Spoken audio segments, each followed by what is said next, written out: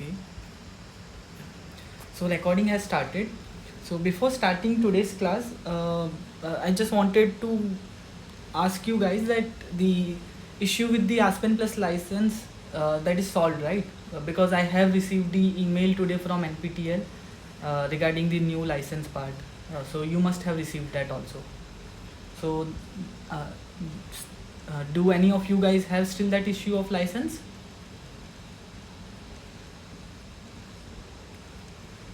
Yes, no? I assume your issue is solved, okay? And regarding figure 2 of assignment 4, so that has been also updated on this Q&A section of Swayam portal. So you should be able to get that figure from Q&A section of Swayam portal, right? So that should also be available with you guys. So I assume that two issues are solved, okay? Now, how many of you were there in the previous sessions? Can I get a hand raise?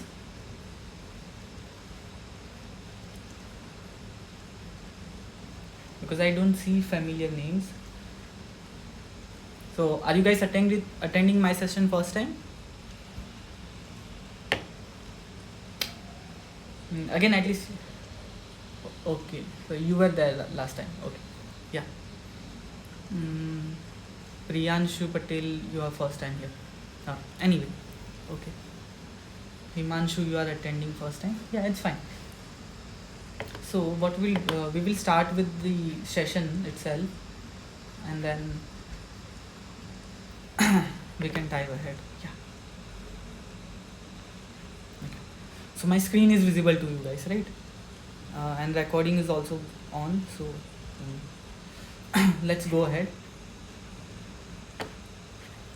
So this is the beginners course for Aspen Plus simulation software. Okay, course is run by Professor Prabirkumar Saha from IIT Guwahati, and I, Bhavesh Moorjani, and then Rajdeep Mukherjee. We are two TAs, which we will conduct this live interaction sessions, where we will kind of give you an overview of what sir is teaching, solve problem that sir has solved, or try new problems, so that you can understand software more betterly. Okay, so my session is run on Tuesday from 6 to 8 p.m. Rajdeep session is run on Saturday from 6 to 8 p.m. Okay, so brief about me. So I'm a Ph.D. scholar at IIT Bombay. I'm a third year PhD student at IIT Bombay. I'm a Prime Minister Research Fellow. So if I talk about my UG curriculum, so I have done my bachelor's from MS University Baroda. There I learned Aspen Plus software in my UG course, and right now I'm teaching this live interaction classes, okay, to help you guys understand Aspen Plus more better. Currently I'm pursuing a PhD at IIT Bombay. So these are the various methods by which you can contact me. You can contact me on LinkedIn, or you can mail it to me if you have any queries. Okay, before starting I will just give you a general rule. So if any disconnection happens during the session, please be patient, wait for 10 to 15 minutes. I will try to join on this link again. Okay, so just don't go away. There might be some electricity issue since it's raining outside. Okay, just wait, I will join again, right? So right now what has happened in the course, if you will see the way sir has designed the course part,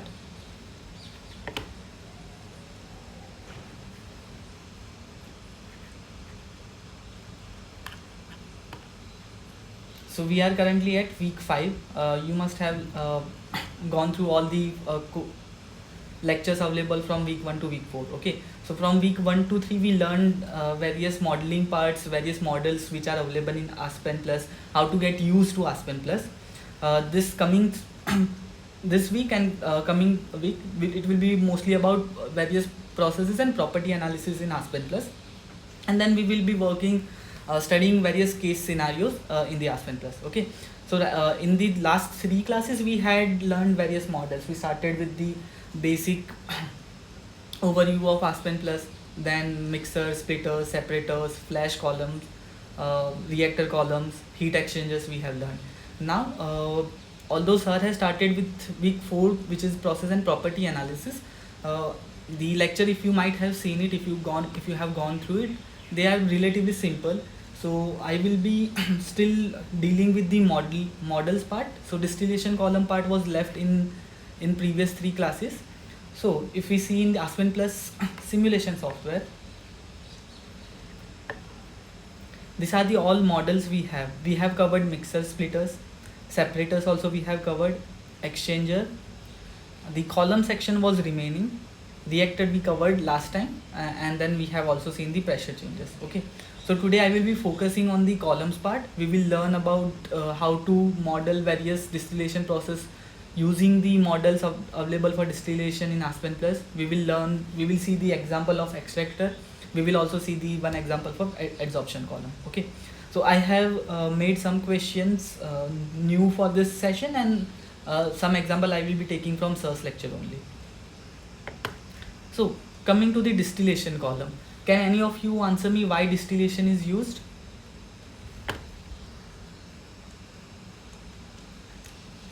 Right? It's written, like, why distillation is used? To separate two products based on its volatility. What is volatility? I mean, when I say separation of more volatile component from less volatile, if component is less volatile, what does that it mean?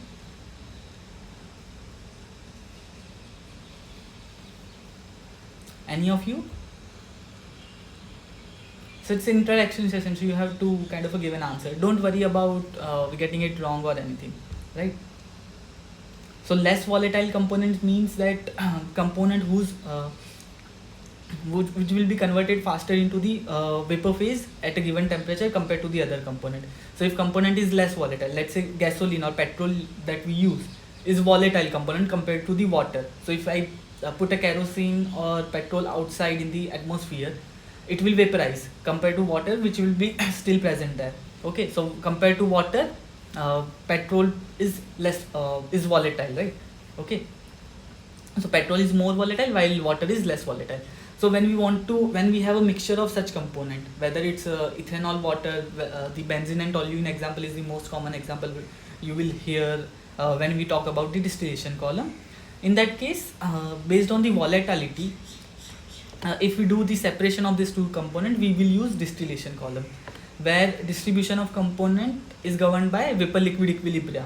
Okay, so the more volatile component will move from liquid phase to vapor phase, and as we go from bottom to top in the distillation column, the concentration of more volatile component will gradually increase in the vapor phase, and at the end we will get two different phases which will be enriched in each component. Okay, so now there are various components of distillation column. So this is how typical distillation column looks, where you have a feed mixture. It might be preheated to some condition which is coming to your distillation column. Distillation column could be of tray type or pack column type. Okay, so this is just an illustration of tray type distillation column, where it is distillation column. Heat for the separation is provided via reboiler, which is at the bottom, which converts your liquid feed, reheats it and converts it to vapor. So part of that is fed back to column again. Okay, and at the top, what happens on each stage, because of the relative volatility difference, your light key and heavy key component separates. When I say light key component are component which has more volatility, so that will go into vapor phase, and the heavy key component which are less volatile, so that will stay into liquid phase.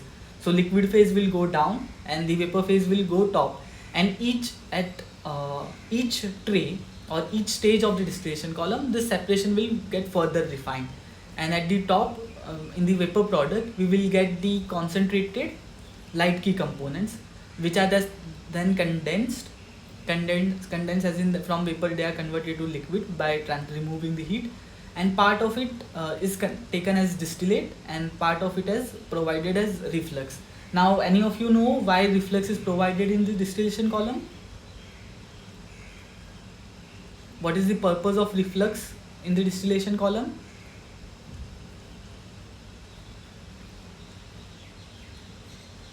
If you have any idea, you can just say it out.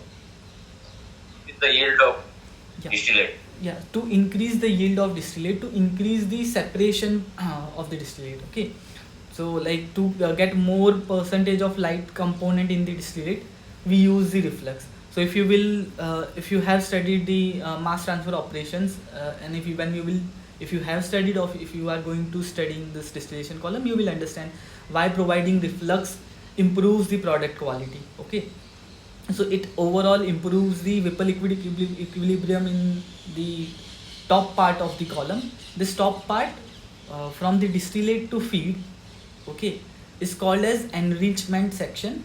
Okay, where, why enrichment?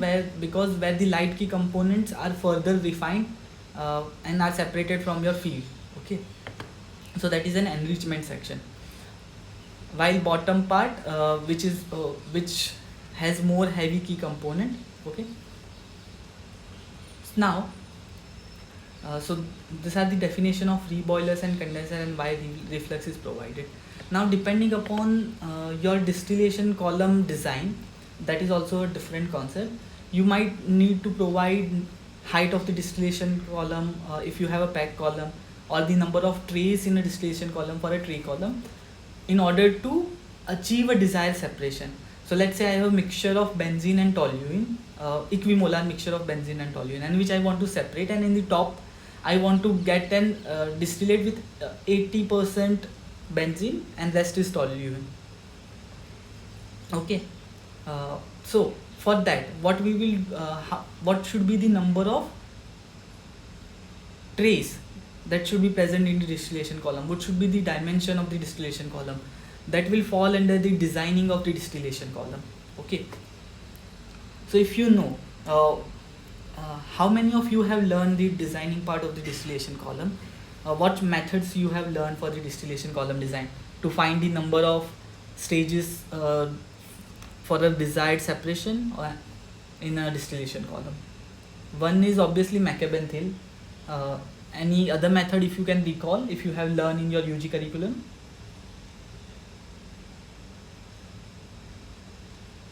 So there is one method called Ponchon-Savarit, if you have heard it, which is a kind of extended version of a Maccabe-Thiel method, where you also account for energy balance along with the mass balance part, right?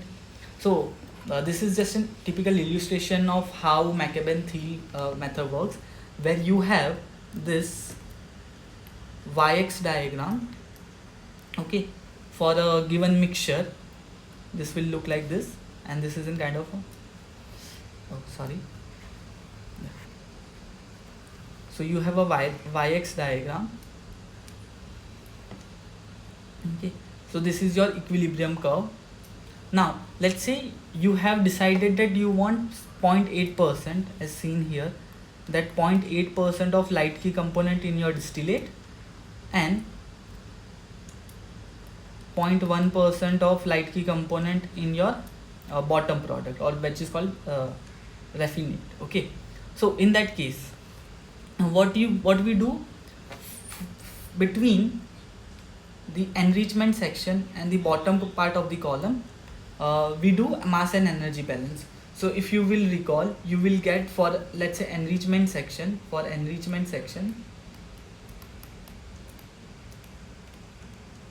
you might have, if you will recall, you will get this sort of a line where yk plus 1 is equal to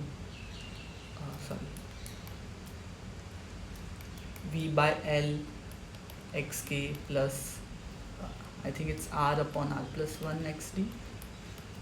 I'm not sure about this part, I don't recall exactly, but it's function of your reflux ratio and then xd. So that way, for enrichment section, you will get one operating line. Similarly, from the energy balance of the bottom section, you will get a second operating line. Okay, so now when we want to find how many number of stages are required to achieve this separation, what we do, we generally plot this kind of a step between the equilibrium line and the operating line, and this number of steps will decide how many ideal stages will be required to achieve a desired separation, right? if you all recall it. This is how we do it. But that is a manual method of calculating number of stages required. Similarly, in Ponchon-Savarit method, you get more accurate result by accounting energy balance criteria. Okay. Apart from that, if you will recall, in your designing course, you might have heard of this FUG method. Any of you know the full form of FUG? These are the three different methods which have been combined. So thus it's called FUG.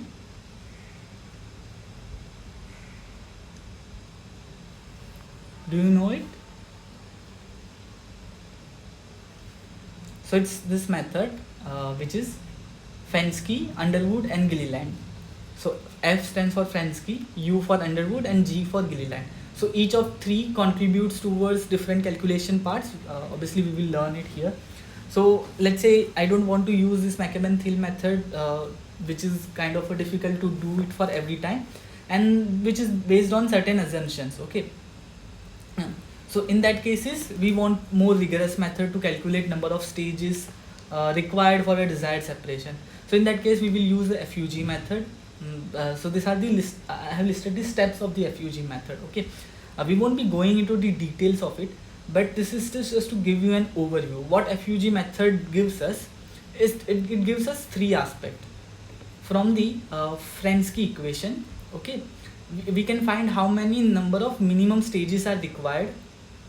Okay, from Underwood equation we will determine the minimum reflux ratio, and the Gilliland correction determines the actual stages and the feed location. So these are the steps for this calculation part. If you will look any designing book, you will get it. So from top to bottom, since the volatility of the component is also a temperature dependent part, so it from the bottom to top you will get a different temperature profile, right? At the bottom your temperature will be higher or lower than the top? Bottom temperature should be higher than top, right? Since bottom we have provided reboiler which reheats the liquid and puts the vapor inside the column again. So from bottom to top, if you will see, you will have a decreasing temperature profile. So along your distillation column, your relative volatility also change. So that is accounted in this D-Priester chart, and you calculate the average relative volatility between top and bottom component, and from this Fensky equation you calculate the minimum number of stages required, and then you correlate it with the feed condition. So here Q, any of you know which is slope of feed line? What does it represent? It will represent feed condition, right? So Q value you might have seen between 0 to 1. So let's say if Q value is 0, what does it represent? Saturated liquid or saturated vapor? Saturated vapor. Yes. So so Q equal to 1 will give you a saturated vapor, and Q equal to 0 will give you a saturated liquid. Sorry, reverse. Q equal to 1 will be saturated liquid, and Q equal to 0 will be saturated vapor. So you will have kind of a in this. So this is also your feed line, right? So slope of feed line, if you will remember, it's Q upon Q minus 1. Okay. So let's say if you have Q equal to 1, so slope is infinity, right? 1 minus 1 is 0. So 1 by 0 is infinity. So this is your saturated liquid, and Q equal to 0 means saturated vapor. Okay. If you have partial feed, your Q will be between 0 to 1. If you have superheated vapor, Q will be less than 0, and if you have subcooled liquid, Q will be greater than 1. So this sort of feed criteria are also incorporated to calculate the minimum reflux ratio. Once we know the number of stages and the reflux ratio, then we can calculate, we can use this Gilliland method to compute the location of feed stage, which is NF. So this gives us the ratio of number of stages in the raffinate part and number of stages in stripping section. So NS, so top part, not raffinate, NR is our enrichment section and NS is our stripping section. Okay, so it will give you the ratio of NR by NS. see, so what should be happen? Nr plus ns should be total number of stages. Now you have this ratio, so between an nr and ns you can find the feed stage. Okay, so this is how this FUG method works. Now in Aspen plus, for the distillation column, we have this. So right now what we will be studying is we will be studying this basic three columns. One is DSTW. So as you can see, it's a shortcut distillation design using Wien, Underwood and Gilliland method. Then you have distill column, which is shortcut distillation rating using Edminster method, which is slightly better version of DSTWU, but it's not still rigorous design. And then we have red frac column, which is a rigorous 2 or 3 phase fractionation of single component. So it's more detailed design of a distillation column. And this is the extractor part, and multi-fraction and this part are used for when you have more component different and your distillation has multiple stages, so that is particularly used in refining part. So for our course we are not going into details of this, we will be focused on this part. So this DSTWE works on FUG method, and as you can see, the previous equation that we saw, it incorporates that equation,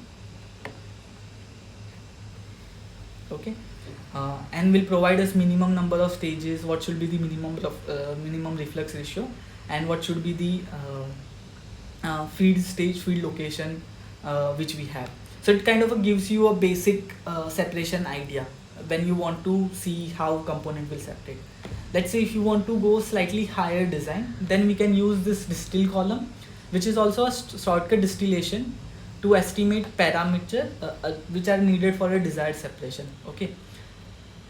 Now it uses this Edminster method and assuming constant molar overflow, constant relative volatility between light and heavy component. Okay. So what happens? That the data obtained from DSTWU will be fed to distill column to get a better idea of column parameters.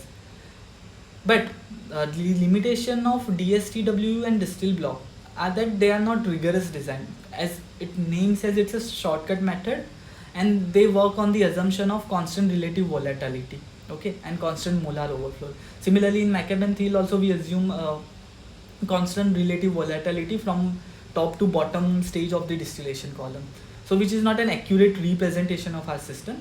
So in that case, when we want to do more rigorous calculation, we will go for the red frac part. Okay, so we will see example of all these three. Again, red frac, this red frac column in the distillation part, this can be used for a multiple purposes also.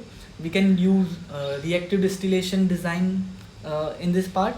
We can also study the adsorption. If you want to study the adsorption, we can use the red frac column. Okay, so it's a multi-purpose block that does all these calculations. Okay, and it can handle highly non-ideal component, multiple feed product stream, and these are some of the different advantages like multi-stage Whipple liquid calculation, what red frac can be do. So these are taken from the source note, so you already have an access. I have just put it in for a quick recap since we had studied in, you might have studied in week 2 class. Okay. So let's start with one problem now, and then we will see the further examples. So we have a feed stream which contains 60 mole % of ethane, 40 mole % of ethylene, which enters DSTWU column with a given flow rate at 75 degrees centigrade and 15 psi. Okay. Now the feed is required to fractionate in a distillation column which is capable of recovering at least 99.6% of light key component in the distillate and 99.9 heavy key component in the bottom. And the sampling process is operated at 300 psi with 0 tray to tray pressure. So pressure drop across the column is assumed to be 0, and the pressure of reboiler and condenser is given to us. So we have to simulate system with considering 30 theoretical stages. Method is given to us. We have to use RK-SO property method to calculate the minimum reflux ratio, actual reflux ratio, number of stages, feed location, etc. So go in Aspen Plus. So we have feed of ethane and ethylene. By the way, who will be more volatile in ethane and ethylene?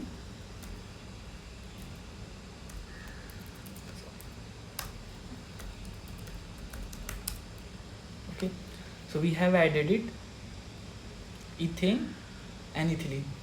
Which component will be more volatile, do you know?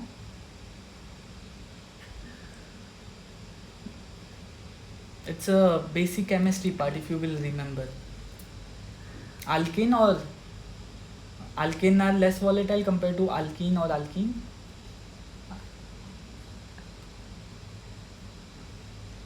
So we have to use this Pang Robinson. Sorry. The method specified as is RK-SO method. So search for RK-SO method.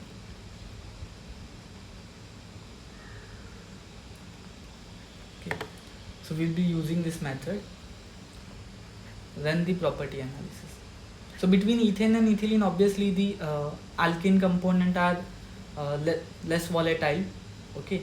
So that will be a heavy key component, while ethylene will be a light key component. So property calculations are done. Go to the simulation part. First we will see the DSTW unit. Okay, we have selected it. Enter the feed streams. So this is our feed, distillate, and the bottom. Okay, so let me write it as feed, distillate from DSTW, and I'm saying bottom of DSTW. So DSTW.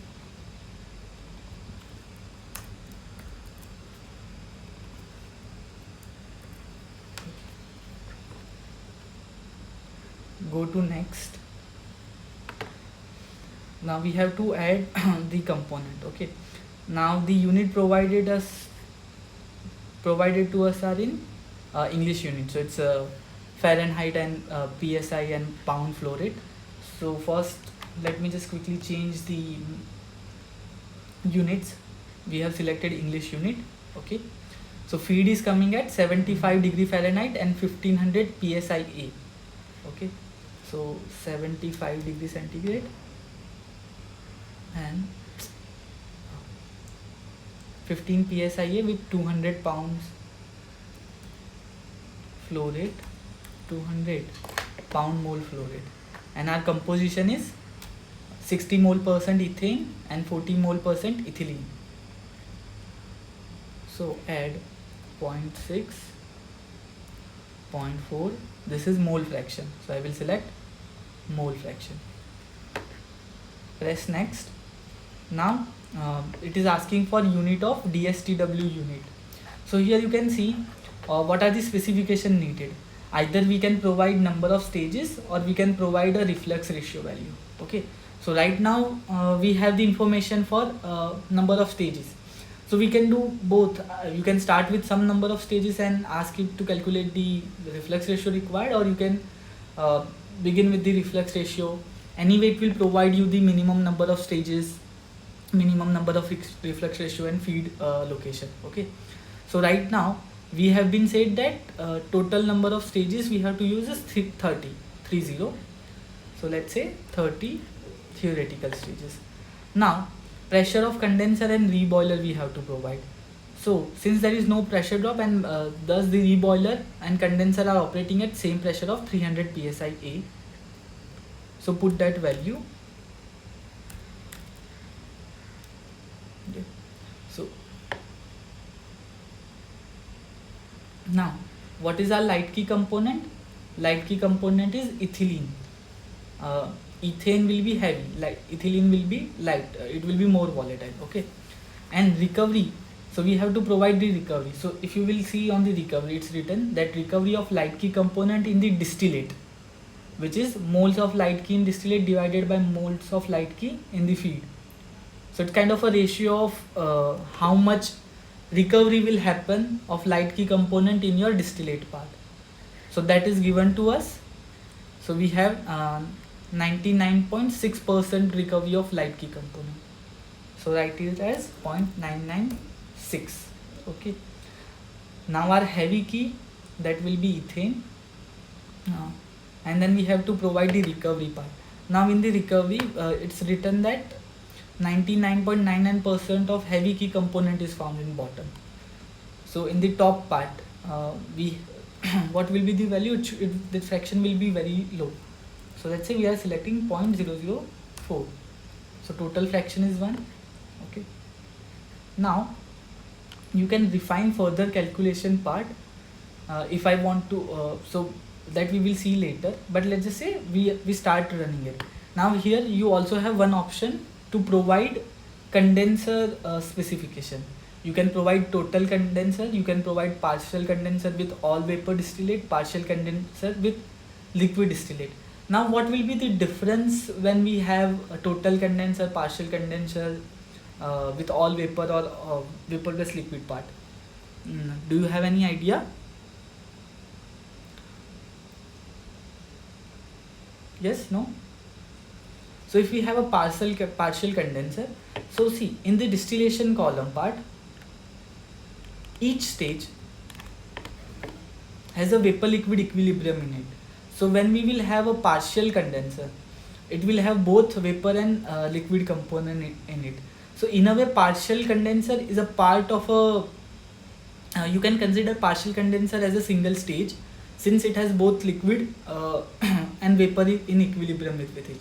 If we have a total condenser, that means that complete vapor is condensed and we only have a liquid product. So there is no vapor liquid equilibrium in the total condenser. Okay.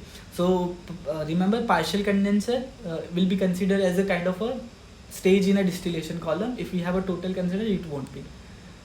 Can you say reboiler is considered as a stage or not?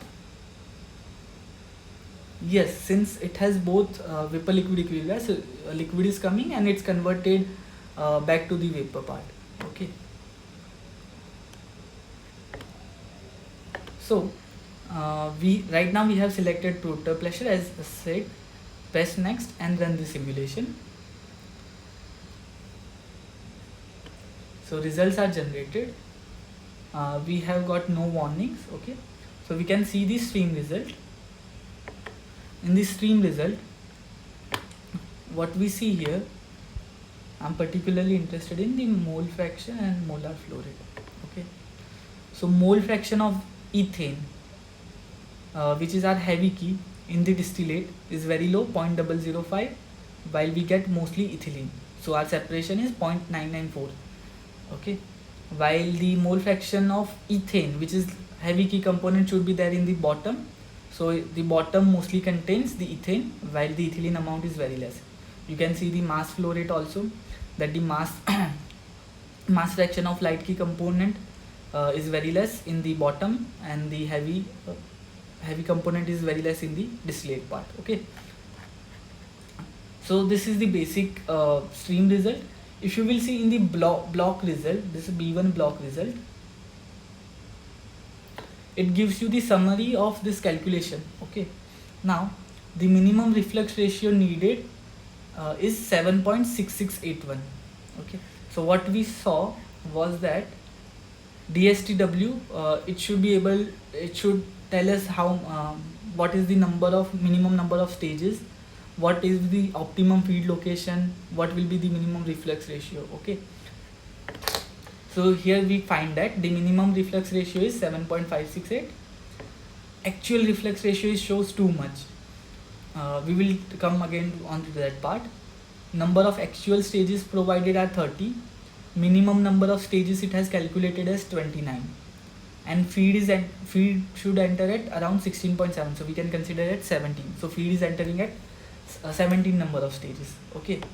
Number of actual stages above the feed are 15.7, so again 16, and then it provides you the reboiler duties. Okay. So reboiler duty and the condenser duty. So you can get an general overview of what will be the duty required to achieve what will be the distillation column energy required to achieve a desired separation from this DSTW column. Okay. Now, since the number of minimum stages are provided as 29, and currently we have provided actual stages as 13. So if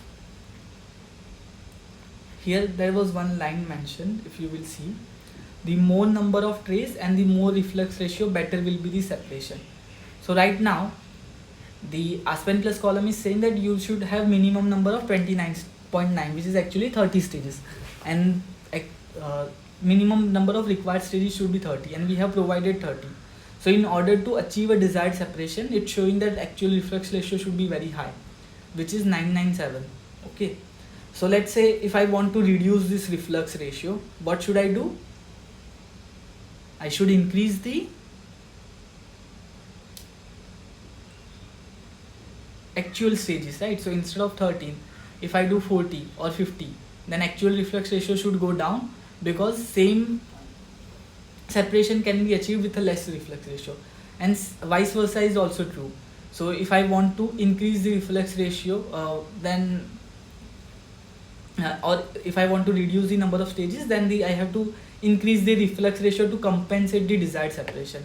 So let's say in the B1 column itself, instead of 30, I try to provide let's say 50 column. Okay. So first see the result itself. What is the result? Actual reflux ratio is said to be 997. Okay, and the number of stages are 13, and these are the duties. So let's run the simulation and see whether results have changed or not. So now you can see the reflux ratio, actual reflux ratio has gone down. Okay, so if we have more number of stages, then separation will be more. Then in that case, we don't have to provide more reflux. Okay, so that's a basic difference if you will recall, and correspondingly your reboiler and condenser duty will also change. Now in the B1 block itself, if you will see, there are calculation options also provided. So generate the table of reflux ratio versus number of theoretical stages. So if I select this option, yes, okay, table of actual reflux ratio versus number of, so initial number of stage, let's say I start with 30 and I want to go with let's say till 90, what happens? Okay, number of values in table, and I want to see increment in 5 stages. Okay, and if I run the simulation, results are available. So you should be able to see it from here. Results, yeah, reflux ratio profile you have. So you have this profile. So you can see, with as I'm increasing the number of theoretical stages, the reflux ratio is going down. You can plot it also. So in this top part, you can see we have a custom option. X-axis theoretical stages, Y-axis reflux ratio. So this is how your profile will look. Now you can see here that after at minimum number of stages you required more reflux ratio, but after 34 or 35 stages your reflux ratio required goes down regardless of how many stages you have. So that shows that you don't need to have a 50 number of stages. Desired separation can be achieved in 40 stages itself. So this is how you can do various basic property analysis from DSTW, this column, okay, which is a basic designing part. So coming back to our question again, we had been asked to find the minimum reflux ratio, actual reflux ratio, minimum number of stages, what is the field location. Okay, so that all details are available here. We saw that field stage is also mentioned. Okay, so this is the basic part. Now the second part of the questions, it is asked, like, we will continue the above problem with a few modification. Okay, so this hydrocarbon stream, again same composition. Instead of DSTWU, we will use red flag column with a flow rate of 200 pounds per mole per hour at same condition. And right now we will provide 68 theoretical stages including condenser and reboiler. Okay, and the operating conditions are given. We have to use following: distillate rate, reflux ratio, feed rate, location, same property method, and see, simulate the column, compute the composition of top and bottom, and if there is a difference between this DSTW part or not. Okay, so what we will do, we will first use this duplicate manipulator block to replicate our stream.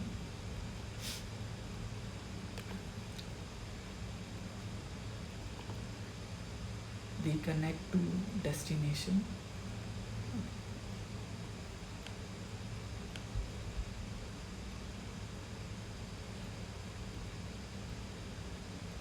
So this is our field. Now I want column, so now we are using red flag column. Add the material, so this is the first stream. Now in the red flag column, see, bottom product is as it is, but for the top product you have two options. Either you provide vapor distillate if it is required, if distillate vapor fraction is greater than 0, or you provide liquid distillate required if distillate vapor fraction is less than 1. Okay, so if you have a partial condenser which gives you both vapor and liquid, in that cases you can use you can provide specify both top and bottom vapor and liquid part of your partial condenser, but right now we are only looking at the liquid product, and since we want to compare it, so I will be selecting the liquid product only. Let's rename it. I am saying it as distillate of red flag. Okay, so distillate of red flag and bottom of red flag. Press next. Block not completed. Oh, it's not connected here. Reconnect to destination. Yeah, just a minute.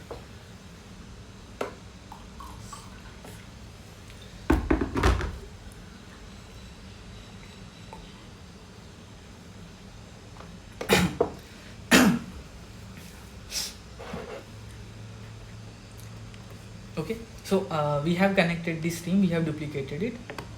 Now press next, and it will ask us for input of red flag column. Okay, so right now here you have equilibrium calculation, rate based calculation. So in the rate based calculation you can see mass transfer rate based non-equilibrium calculation.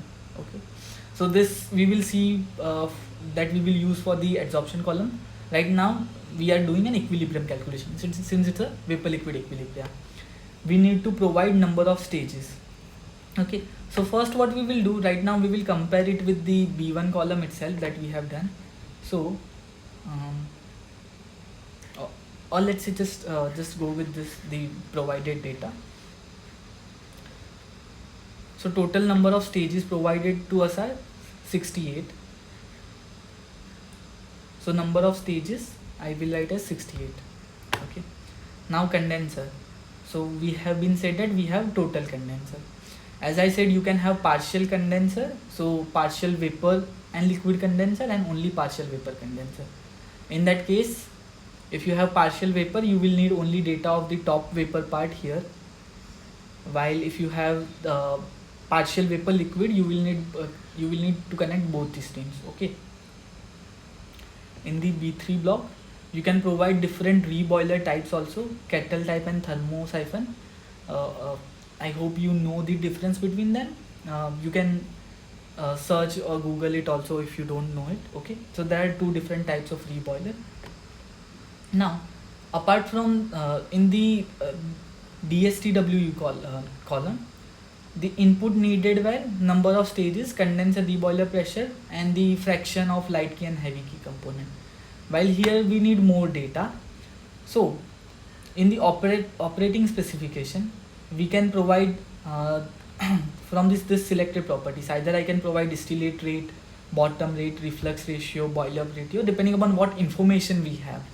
So let's say we provide distillate rate that is given to us, that the distillate rate is given to us as 79.8 pound mole per hour. Okay, so I am writing it as 79.8 pound mole per hour. That is our distillate rate. Reflux ratio, that is also given to us, which is 8.75. Okay, 8.75. When you will press next, it will ask you for stream data. Now stream S5, which is a feed stream. So what is the location of the feed stream? Now that is also provided, that feed is entering at stage number 41 above the stage. So write 41. So here you have option above the stage, on the stage, as a vapor or liquid. So it's above the stage. Pressure data. So we have been said that we have total condenser which operates at 300 psi. Enter that value. Now all the fields are complete and we can run the simulation. So here there are some other options also which we will come back again. If I run the simulation, so there are some warnings generated. Let's see what these warnings are. The following unit operation blocks were completed with warning. So our B3 block, feed pressure is lower than the stage pressure. Okay, apart from that there is no other warning, so we will come to that again. But in the B3 part, let me first see what are the stream results. Go to the complete result part and yeah, stream result here, so that we can compare them side by side. So first we have bottom of DSTW, bottom of red flag, distillate of DSTW, and distillate of red flag. So in terms of the separation that has been achieved, you can see the first, let's see the mole fraction of the top product. So we wanted to achieve the separation as 99.994 mole fraction of ethylene is used when we are using DSTW, while 0.99.6 separation is achieved when we have used red flag column. So that is slight difference. Similarly, mass flow also you can see. Okay, so this difference comes because the method that it uses. So red flag columns use more rigorous calculation. Because of that, there is a slight difference. But overall, our results are matching. Okay. Now we will further analyze the part. So here the warning part says the feed pressure is lower than the stage pressure. So in that case, obviously we need to increase the feed pressure. That can be sorted out. Okay, there are no vapor liquid equilibrium calculations, so we don't have to worry about it. Now what question says to us? Okay, simulate the column, compute the composition of top as well as bottom product. It we have seen why there is discrepancy. So again, because of the method this both column uses, there will be slight difference. In the specification part, we have further options to provide in this red flag column. Okay, so you can see first before going to that, let's just see the result.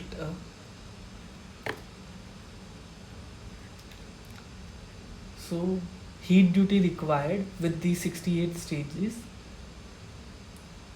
This is the condenser heat duty, V boiler heat duty 562, and the condenser heat duty is 887. Okay, so these are with the number of stages when we have 67. Same for if we look for the DSTW column, heat duties are more. Why? Because here stages are different. So let's say if we provide same stages to the both cases, so we have provided 50 here also, and based on the result obtained from our DSTW. So generally the approach is that you first use the shortcut method to get the desired minimum reflux ratio, the feed location, and put that data into the right flag column to do more rigorous calculations. So this same data of the B1 result, we will use it in our B3 specification. So go to the B3 setup. Now let me close multiple things.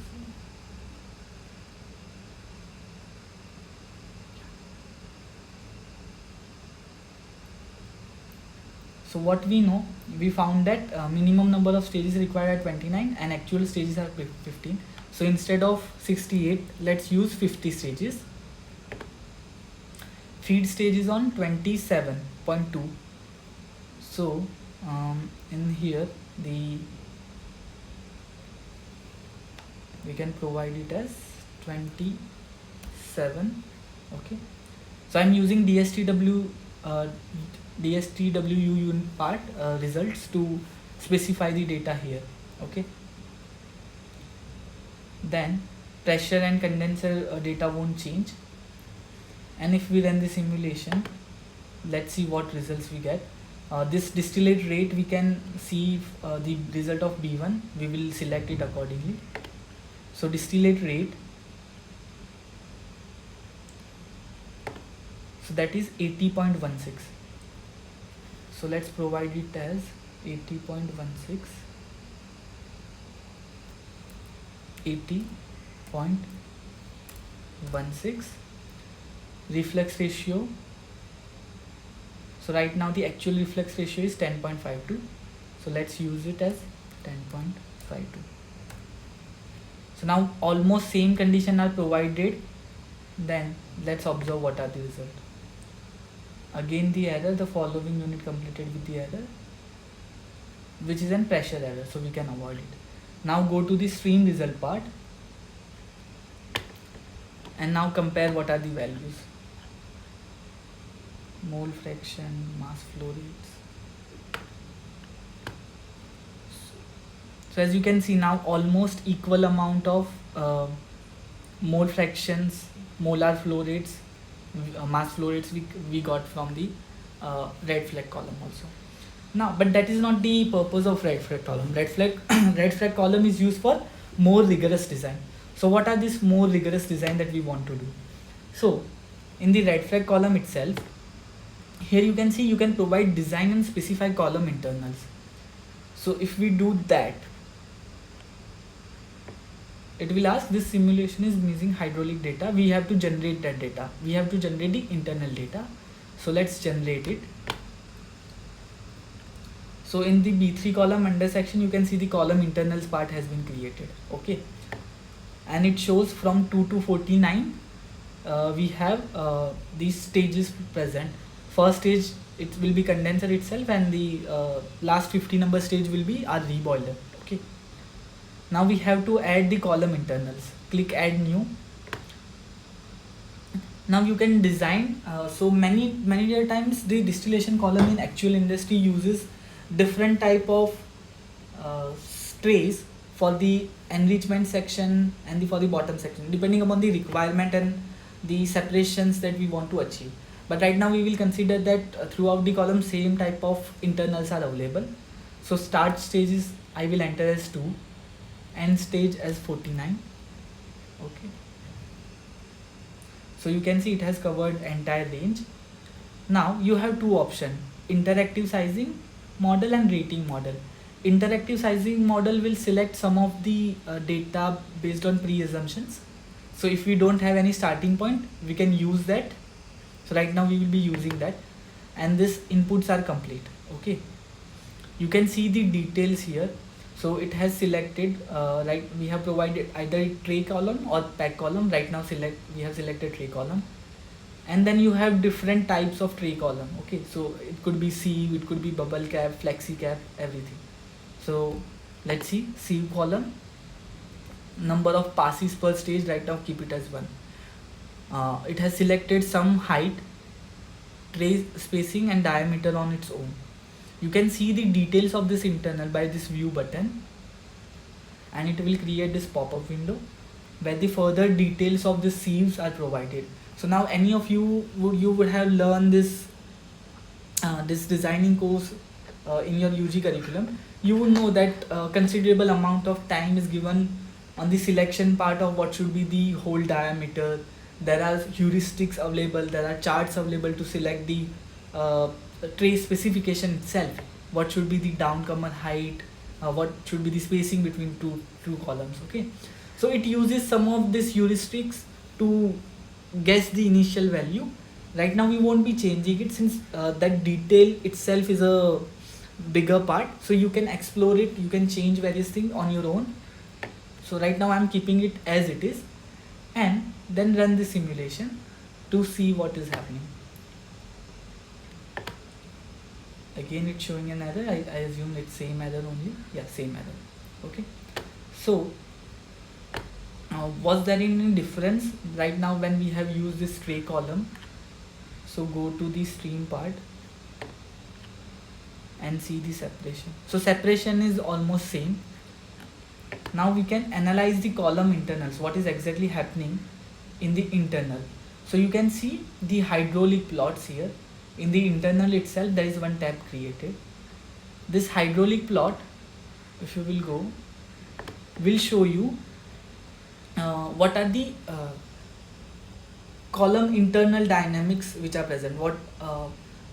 So depending upon the flow rate of liquid and vapor phase at each stage, we define whether column is operating in a stable condition or it's flooding.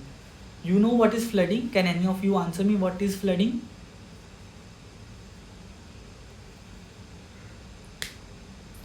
Flood itself, the word says that excessive amount of vapor or liquid present in the system, that is called as flooding. So if column is flooding, that means excessive amount of vapor has come, and depending upon whether it's a liquid flow rate is more or the vapor flow rate is more, you get a different types of flooding.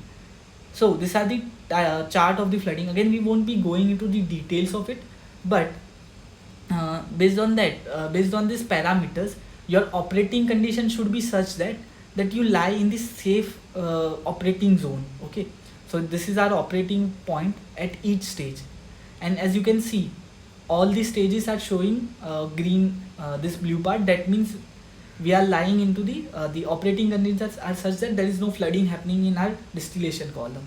If the parameters are selected in such that fashion that it will show the red values here. Okay, and you can see depending upon the vapor flow rate and the liquid flow rate ratio, either you get VP, which is your liquid flow will be more, like, so here liquid flow rate is more compared to the vapor, so your distillation column doesn't have enough vapor, so you will get poor separation. Similarly, if your vapor flow rate is more, again the separation will be poor, and in this specific region the V by L ratio is optimum, that you will get a separation. Okay, so again this is a part of a more detailed column design, so we won't be going into much detail, but let's say from this column internal, this will give you some initial guess idea that the parameters that you have selected, the geometry that you have selected here is correct or not. Let's say instead of you change some tray spacing, so instead of 2 feet tray spacing, I provide 1 feet tray spacing, and run the simulation again. So simulation results are available. Again see the hydraulic plots. So still column is operating at better condition, but now what has happened, since we have reduced the tray spacing, okay, since we have reduced the tray spacing, your column height will go down. Okay, so that in a way is a saving that you are getting, so that way you can optimize your parameters. So in this internal part, again, if this is the geometry, these are the design parameter, here you are getting this flooding parameters also. Tray geometry summary you have. Okay, so this is the basic geometry that you have selected. Here are the column dynamics. Now you can see the column internal summary also. So number of stages by 48, then what is the total height? Total height is also 48. So this will give you an overview of column design. So this is how red flag column works. I haven't shown you the distill column part, but that is nothing but a slightly extended version of DSTWU. Let me show you that also.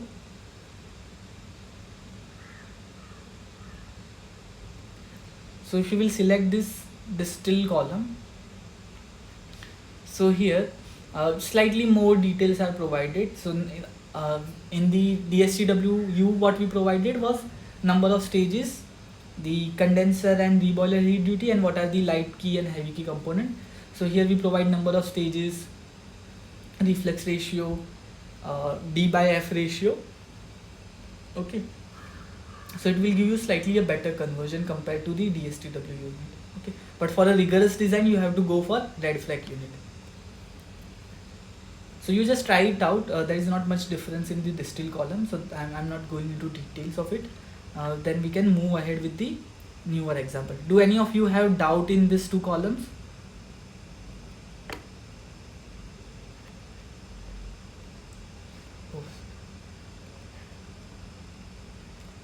Do any of you have a doubt in this? I assume you don't have any doubt. Okay, so then I can move forward. Okay, so this was one example. Then we will look at the second example also, where instead of just two component we have multi-component system and we want to do a designing. Okay, so let me save this file. Save.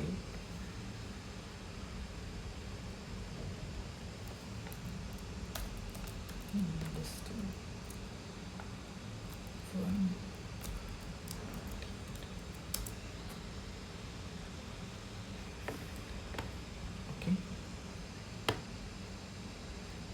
now this is done. Just start a new simulation.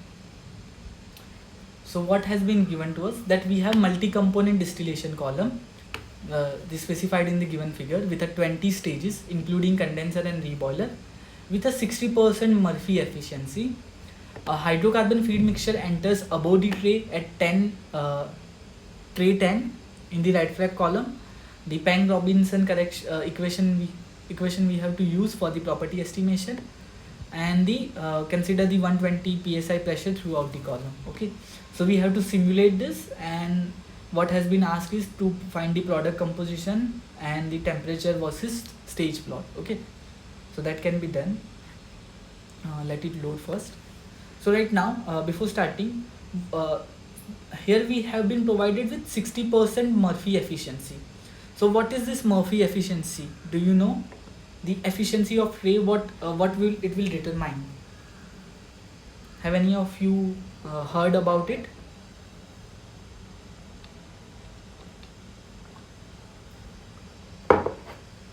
Efficiency of tray.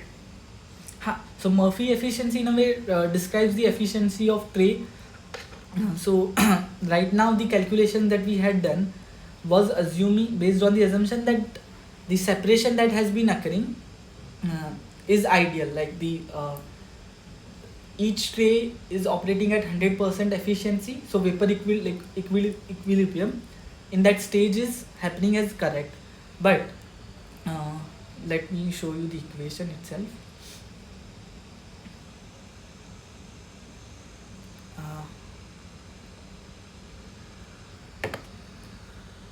So tray efficiency, Murphy tray efficiency is given as actual separation divided by ideal separation.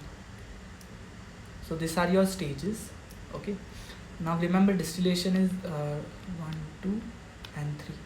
So number of stages will start from top to bottom. Okay, so let's say the vapor coming from stage 3 are Y3 and that 2 from stage 2 are Y2.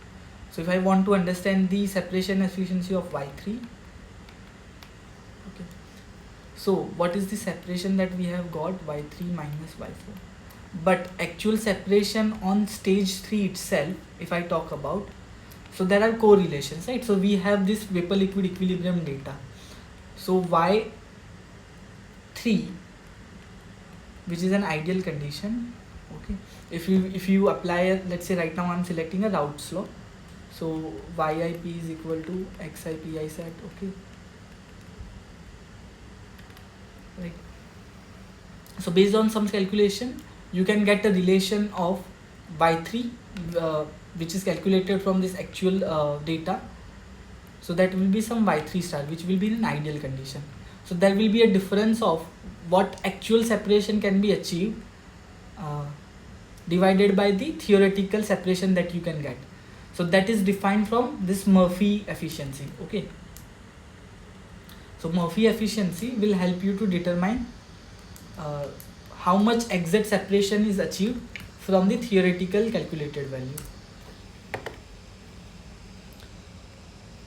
If more similar to the kind of any other cases, like more the efficiency, better will be the separation.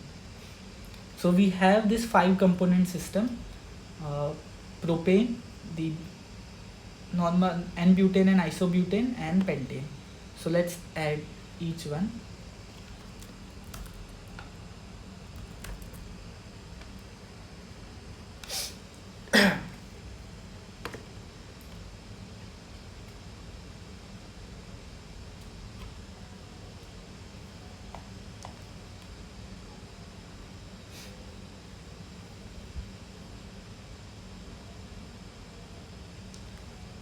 Okay, then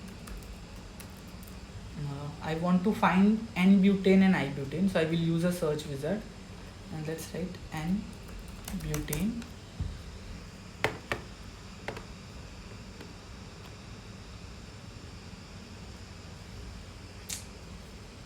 It will take some time.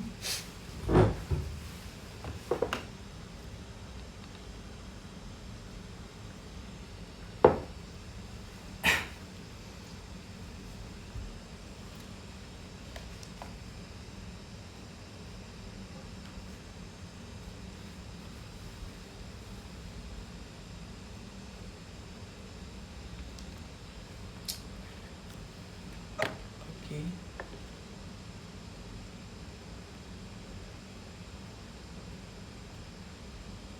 Or let me just search butane only.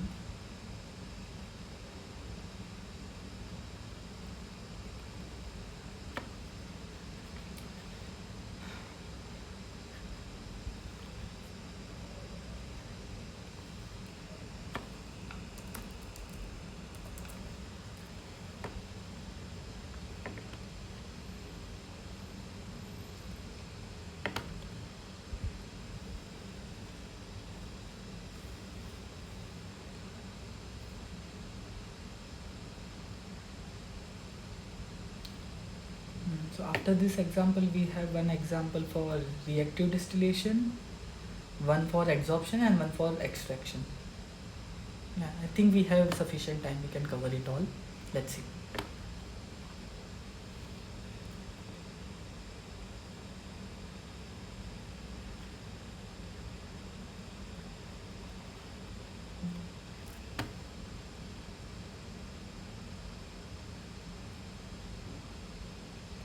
It's not adding it. Let me try it from here.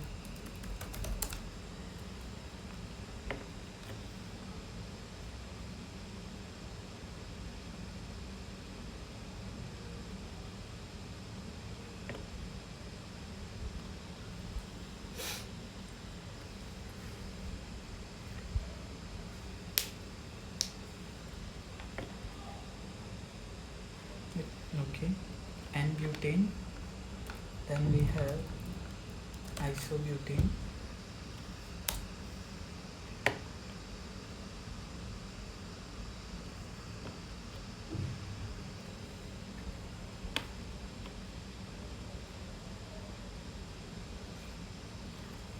Record is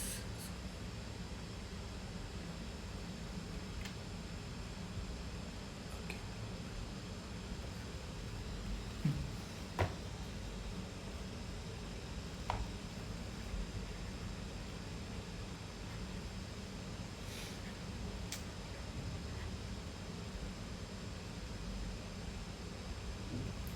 Then we have N-pentane.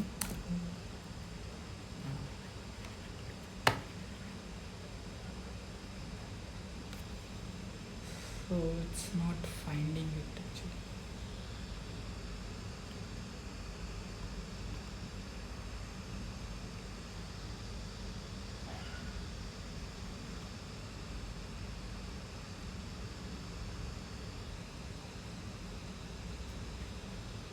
hasn't found it, so let's try to search it. Pentane. Oh,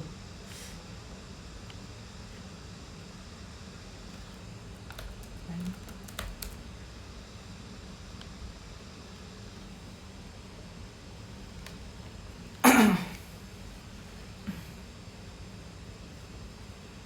you can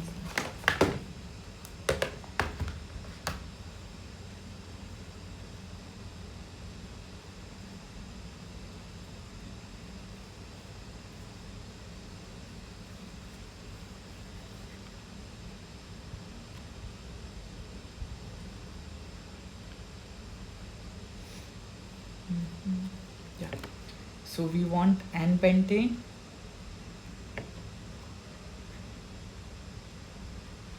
that is being added. We also want isopentane. Okay, so all 5 components have been added. Go to next. We have been asked to use Pang-Robinson. Okay, so Pang-Robinson equation of state. Do next. Run the property analysis. Okay, Pang-Robinson. Go to the simulation. Column, red flag. Connect the material stream.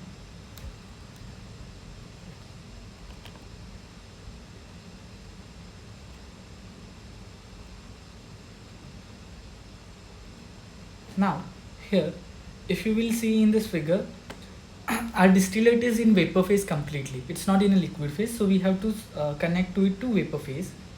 So I'm connecting it to vapor distillate. Okay, let me quickly rename it. So we have feed, distillate, and bottom part. Okay, go next. Feed condition. So feed is entering at feed 12 degree Fahrenheit, 120 psi with a flow rate of 1000 pound mole per hour. Okay, so 12 degree Fahrenheit, 120 psi, 1000 pound mole per hour, and the fractions, mole fractions are given as C3 as 5.05, N-butane as 15%, sorry, N-butane is 20, isobutane is 15, so 0.15, N-butane is 20%. Then N-pentane 35, isopentane 25, so 0.35 and 0.25. Okay, feed conditions are added. Now for the red flag column part, the number of stages are said to be 20, so we will have 20 stages. We have to so right now, see, I cannot select total condenser since my distillate is in the vapor phase itself. So then I have to use partial condenser with vapor phase only. Okay, with vapor distillate. So that we have selected. Distillate rate is given, flow rate is as 50 pound mole per hour, and reflux rate as 120 pound mole per hour. So distillate rate 50 pound mole per hour, and reflux rate I can provide as 150 pound mole per hour. Okay, so these details are given in the stream part. Feed is entering at about tray 10, so feed enters at tray 10, and the pressure value. So pressure value for that, what have been mentioned, that consider 120 psi pressure throughout the column. Okay, and there is no pressure drop, so pressure value of the condenser is 120 psi. All the required inputs are complete. Run the simulation. Now no warnings were issued, no error. So results are complete, and if you will see the B1 block result, you can see the stream result, and in the stream result you can check the molar flow rate, mole fractions of what is the separation achieved here. So as can be seen that in our distillate, what we are getting propane and butane, isobutane, while the heavy component, which are N-pentane and isopentane, are very less. So heavy component, since it's a C5 compound, it's present in the bottom more compared to the top, while the butane, N-butane, isobutane and propane, C3, C4 component had went into the top part, and these are the separation value, with propane almost going completely. But this value, we haven't provided Murphy tray efficiency. So right now it is assumed that tray efficiency is 100%. So if you will see in the efficiency, so in the B1 block you have one block for the efficiency part also. It says the red flag specification of efficiency input. Now we can provide we can do calculation. So right now it uses vaporization efficiency, so it works on the ideal condition. We can also provide the Murphy efficiency, so where we have to provide the input. Now in that also we can provide Murphy efficiency for each stage for individual components, or we can provide a specific efficiency for column section. So right now nothing is mentioned here, so we will assume that entire column has same sort of a specification and it is working on same efficiency level. Let's say your top column and the bottom part, extract and stripping sections, are working on a different column internals. It could be that you have sieve type of tray and the bubble type of a tray, sieve type of tray on the top, bubble cap type of a tray on the bottom part.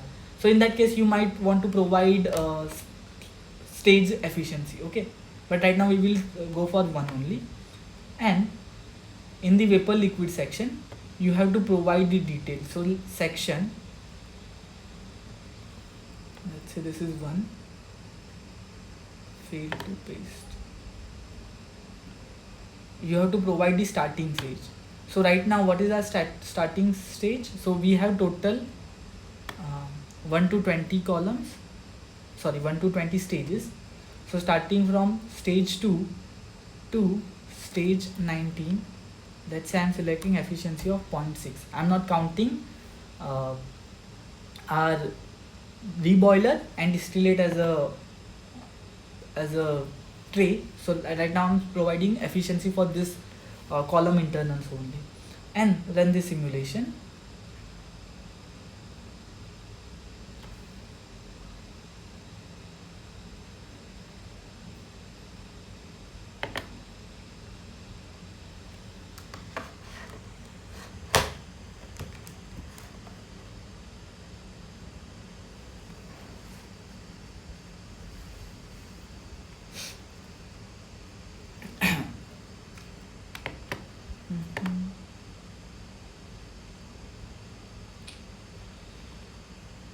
Okay, it might have some issue.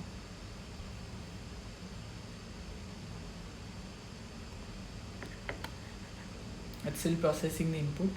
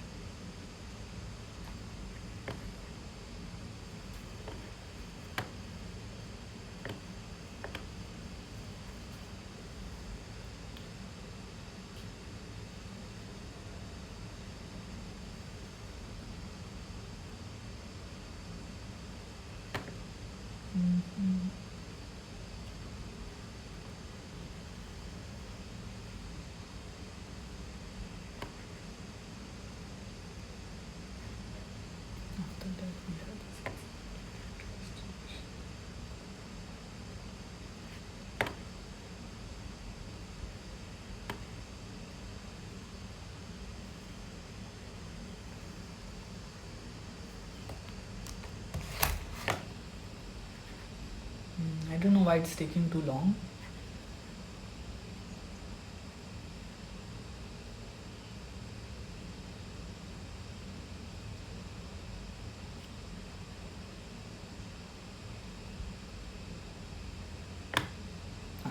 Okay, yeah, so results are generated. So now can you see it? With 60% tray efficiency also. Previously we saw that propane is completely separated since it's a lighter component. It's almost it like the previous 100% efficiency also, it went completely to the distillate part. But there is slight change in the N-butane and isobutane part, as you can see. Okay, I don't know, I forgot exact values, but you will get a slight difference depending upon your tray efficiencies. And similarly, if you will see the results of your distillation column, the desired duties of your reboiler heat exchangers, that will also change. Okay, so that thing you have to see. Another question that was asked to us was that produce a temperature versus stage plot. Okay, so again in the result part, if you will go here, summary, split fraction,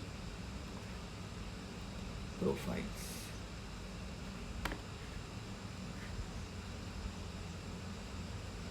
You get temperature versus different profiles here. So this is the complete data, stage wise data, what is the flow rate, what is the temperature, enthalpic value, and etc. So let's say I want to do this temperature versus stage profile that has been asked us. So as I was saying that for starting from top we number the trays. So 1 is the top part, 20 is the bottom part. So from top to bottom, this is how temperature profile goes down. Oh, sorry, increases. Like bottom will have higher temperature. Why? Because we have reboiler there, which is heating our system, which is providing energy, heat input to our system. At this stage number 10, we are adding the feed. So because of that, you can see feed is coming at lower temperature. So because of that, there is this temperature drop in between. Okay. You can also visualize other results, whether you want to see the pressure profile. So pressure profile should be constant, since we have assumed a constant pressure throughout the column with a zero pressure drop. So it's constant. Apart from that, there are other profiles also, how composition change, flow rate changes, K value changes. K value is nothing but the ratio of vapor fraction to the liquid friction component. Okay, so you can see that also.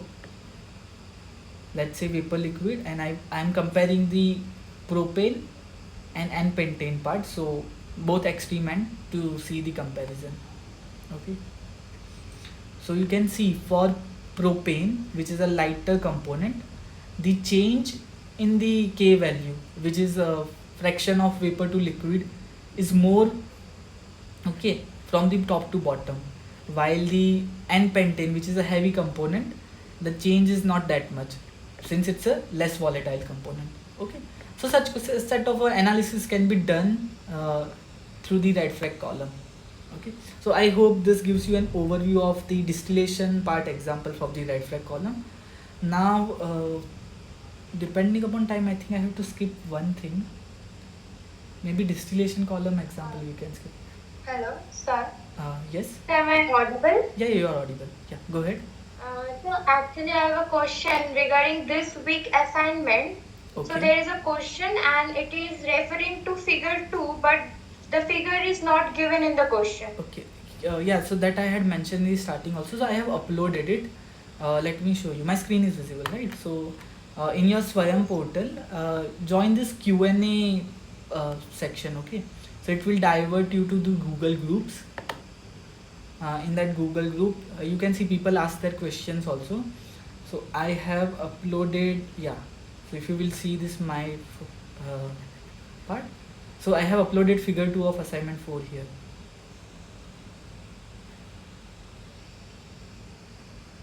Okay. Okay, sir. So actually I have went from here only, but I couldn't get that file.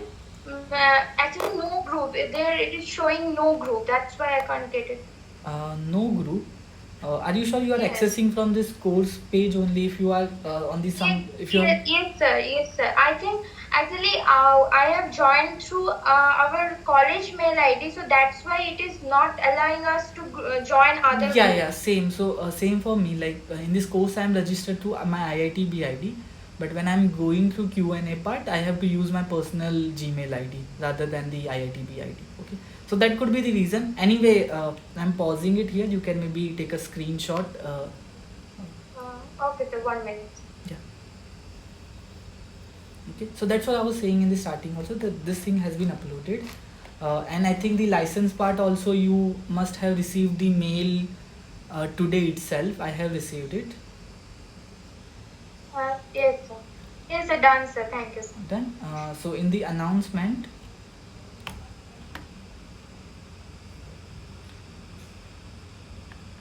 yeah, the software part also. So this is today's announcement. Okay, so they have updated the license part, so again you can check it and download it. There are some questions I have to go through it. Okay, anyway, I will see it later, right? So the, I guess, license part also has been figured out. So previously it was that the license had expired on 15th or 18th of August, right now it's fine. Now some of you have asked the question. These live sessions are available in recording. Yes, Priyanshu Patel. So if you will see in your Swayam portal itself, this problem solving session, you have this one tab here.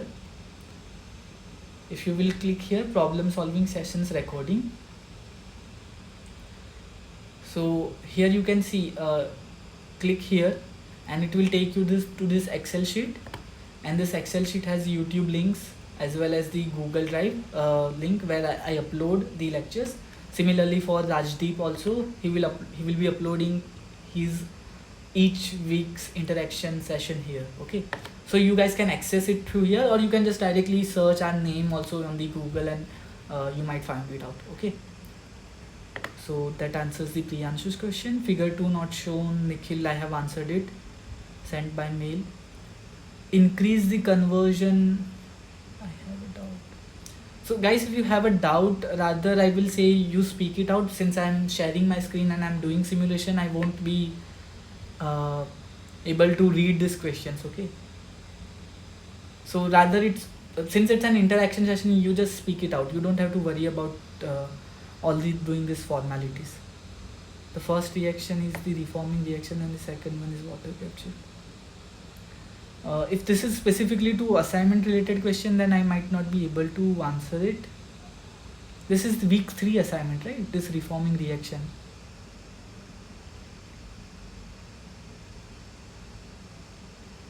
Okay, anyway, I have answered this figure part. This assignment related question, if you have, we can discuss it out later also, Nikhil. Okay. Yeah. So this was the red flag example. Now same as we were discussing, the red flag is a multi-purpose model. We can also use it as for the distillation column, as well as we can use it for absorption also. So first we will see the reactive distillation example.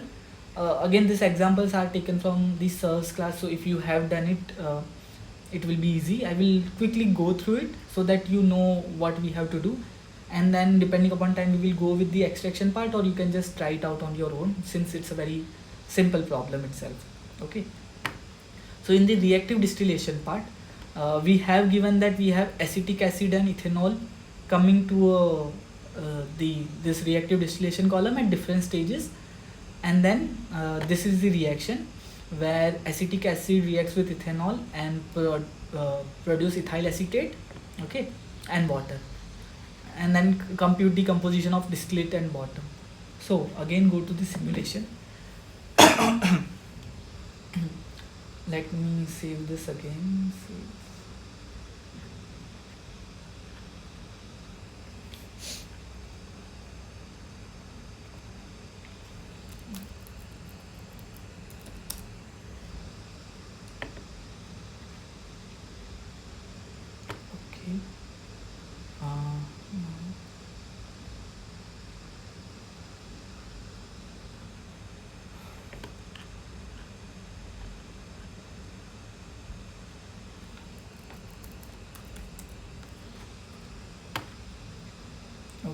let me go to properties. Component. Now I don't want all these components, so I can just delete them.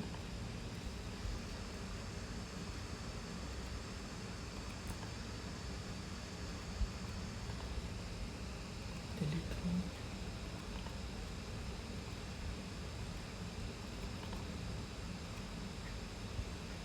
Okay, so what has been said, that we have this 4 component: acetic acid, water and ethanol. Rename.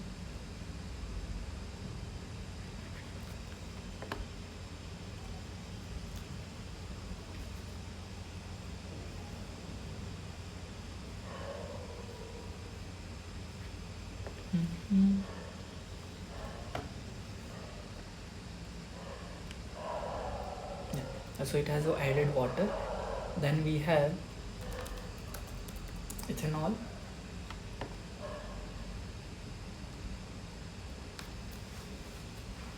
Ethyl acetate, I think I have to search.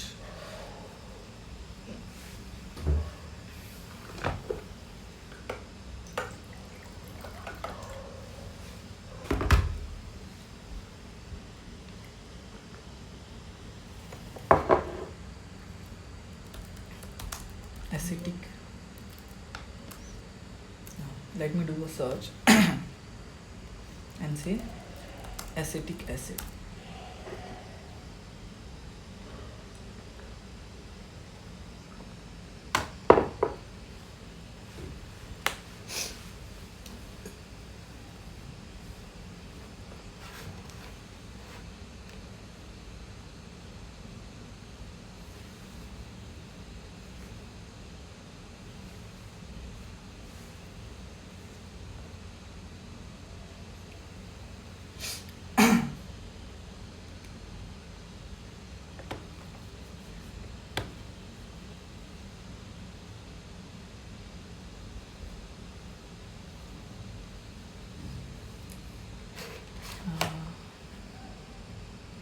It's taking too long.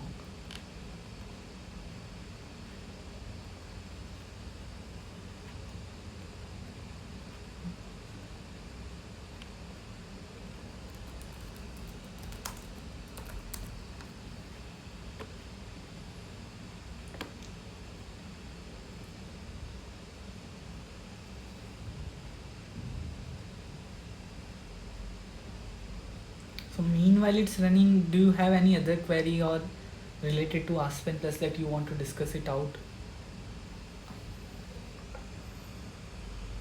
Yes. The quiz week 4 assignment 4 snapshot is missing. Yeah, I have uploaded it, so I have showed it to this guys also. So it's uploaded in this discussion forum. Go to the Q&A part, it will divert you to the Google groups, and then you can see I have uploaded it here. Okay, so this is the figure 2 of assignment 4. So are you guys able to run the simulation on your own? Have been able to comprehend what is happening in the simulation front, right? Or do you face any difficulty when you are running simulation on your own? I want to know it.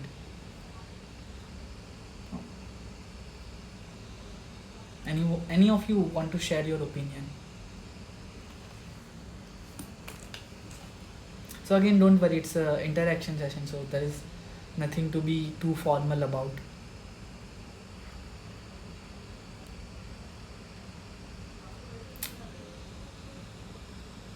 Okay, I assume you are not very talkative. Anyway, it's fine. It still hasn't searched it. Why?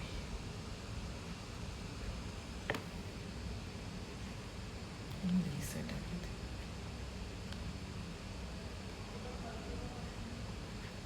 Okay. Acetic acid.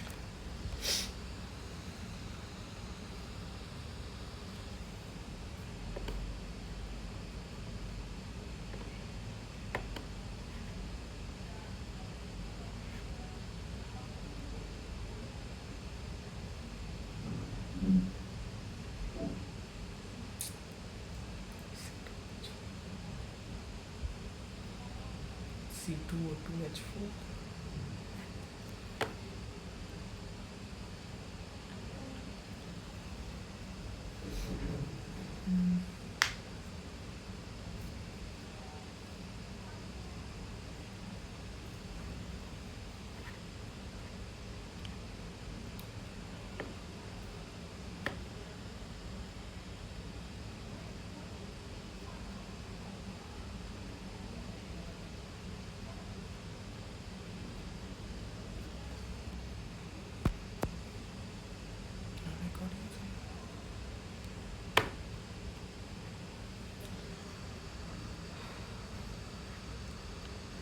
Let me restart it. I don't know.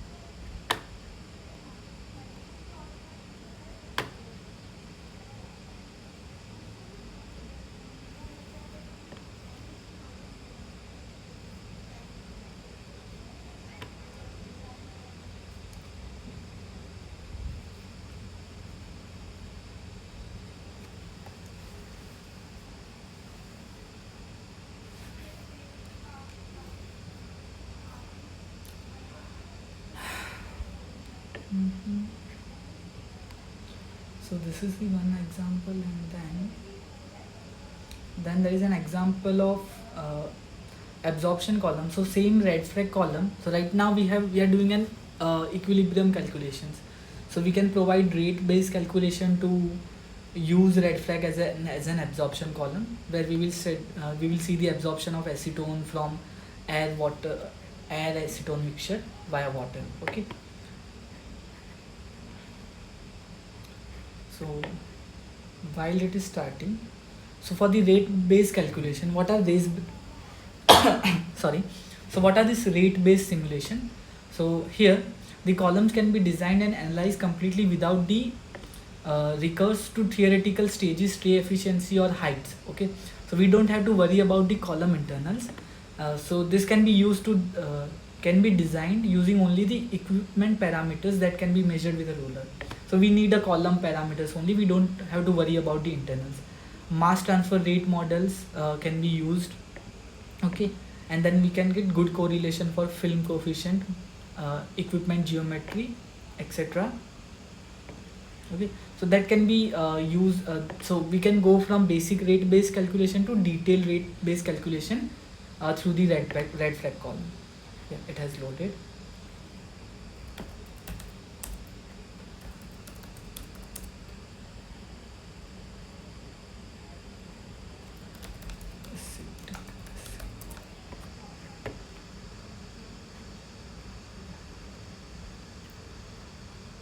We have added acetic acid, then we have ethyl acetate. Okay. 4 components have been added. The method part, so we have been asked to okay, method is not mentioned. Yeah, since it's a these are the liquid phase calculation, we can use NRTL method. So I'm going with NRTL.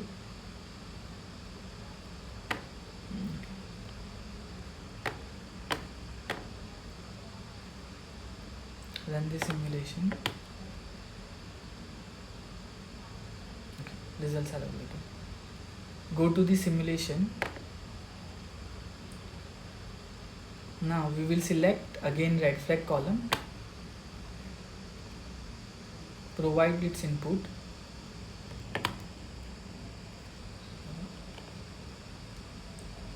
Connect to destination.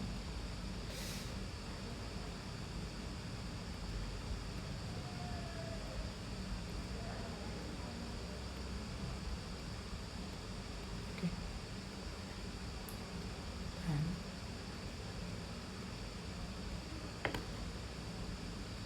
Now this, so we have acetic acid and ethanol coming and forming a reaction. So I will write acetic acid AA, then you have ethanol, R distillate and bottom product. So for that I will rename it as BOM. Now adding the materials input, press next. So first is acetic acid data. It is coming at a flow rate of, so flow rate is given in liter per minute, okay, at 1 bar and 25 degrees centigrade. So temperature 25, pressure 1 bar, and we can select the volumetric flow rate here. So what's the unit? It's liter per minute, okay, 0.05. So I'm adding 0.05 liter per minute flow rate, okay.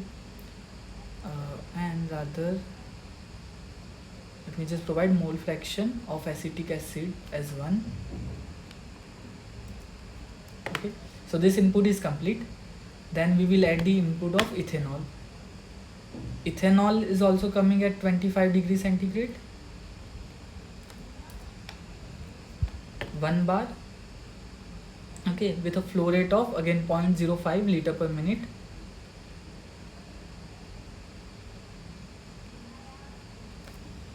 .05 liter per minute with a vapor to 1. And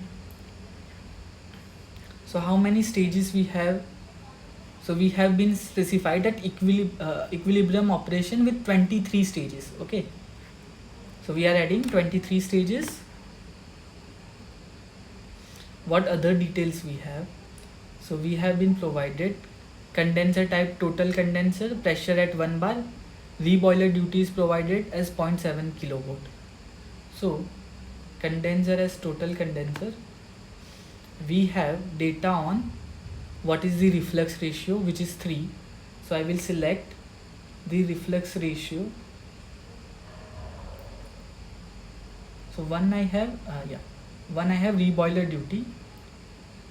So reboiler duty first is 0.7 kilowatt, so 0.7, and here select kilowatt, and the reflux ratio, which is mole, that is provided as 3.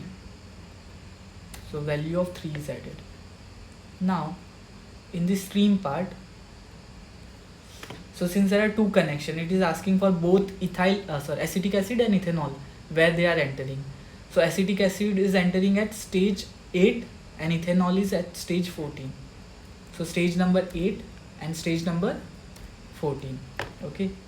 Pressure value, so total condenser which is operating at 1 bar, so I will select stage 1 pressure as 1 bar. And right now we are not providing any internal data. And if I just do next, so right now we have not provided that, okay, there is reaction happening.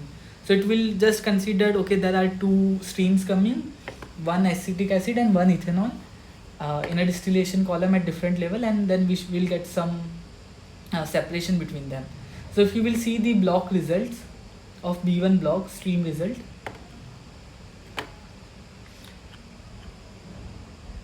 molar flow rate, if you will see the bottom and distillate. So rather molar or mass flow rate.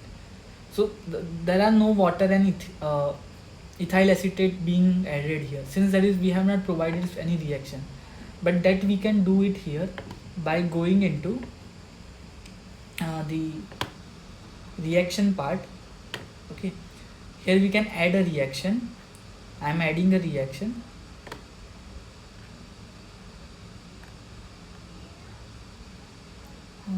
Equilibrium,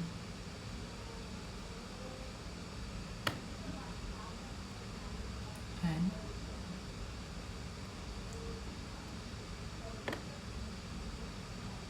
oh, not this reaction, sorry, my mistake. This is for the kinetic reaction part. Right now we are just concerned with the equilibrium portion. So in the B1 block itself, add a reaction. So yeah, in the B1 block you get an option of reaction. Okay, so here what you can do is, we have to add reaction first. So in this setup, condenser, specific, just give me a minute, there should be an option to add a reaction.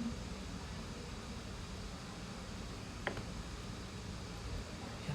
So yeah, this only. So reaction, so it's asking us between what stages reaction is happening. So since right now we are assuming that since acetic acid added at stage 8 and ethanol is added at stage 14, so mainly reaction will happen between these two stages. So we can select 8 and 14. So start stage of reaction is 8, ending is at 14. Now there is no reaction ID, so we can generate a new ID, R1. Okay, so that R1 ID is created. In the R1 part, now you can see the R1 reaction is added here. Now this reaction we can put it as kinetic or equilibrium conversion. Now we have to give the coefficient and the reaction part, that acetic acid and ethanol forms ethyl acetate and water. So 1 mole of acetic acid reacts with 1 mole of ethanol, forming 1 ethyl acetate and 1 water. We don't have to worry about the exponent part, since it's we just want to provide the conversion, not the rate data. Okay, so once that is done, we have added the reaction part. Now still one in the rate based modeling,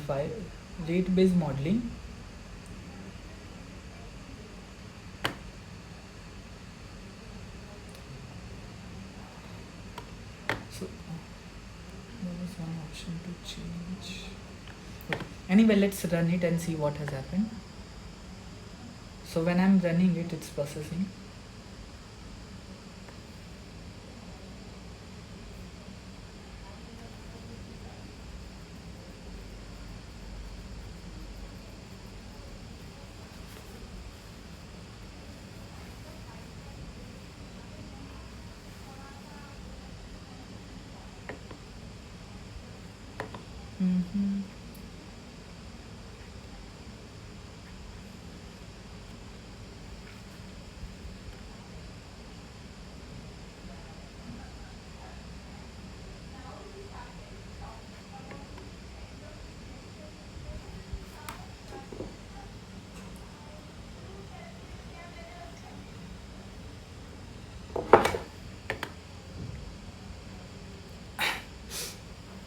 Yeah, I guess it will take time.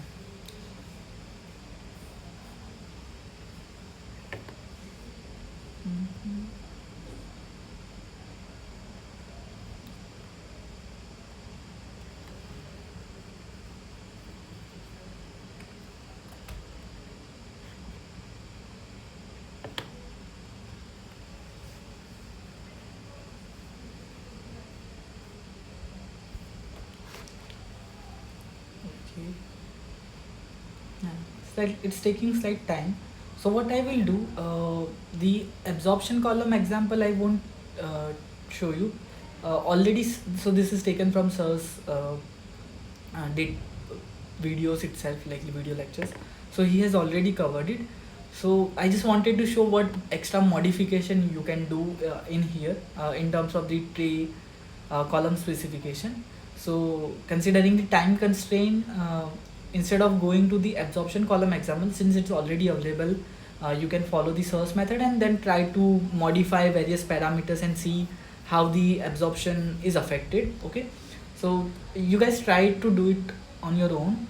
I will take the extraction part and we will solve this extraction problem after this and then finish up the lecture. Okay, yeah, so results are available.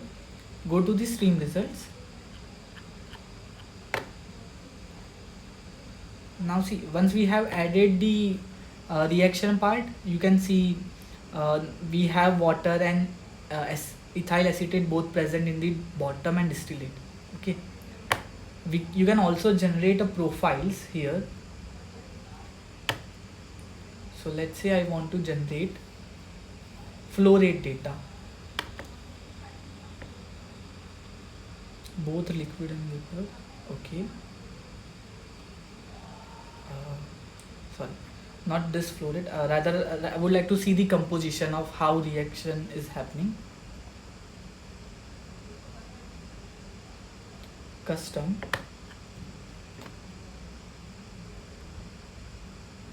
Which stages I want to see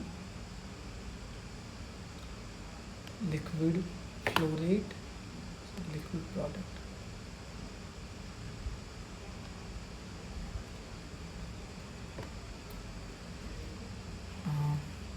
Okay, so it's not directly available. So basically, what I wanted to what I wanted to check was that with these stages, with the given number of stages in our column, how the water and ethyl acetate profile changes within given 23 stages.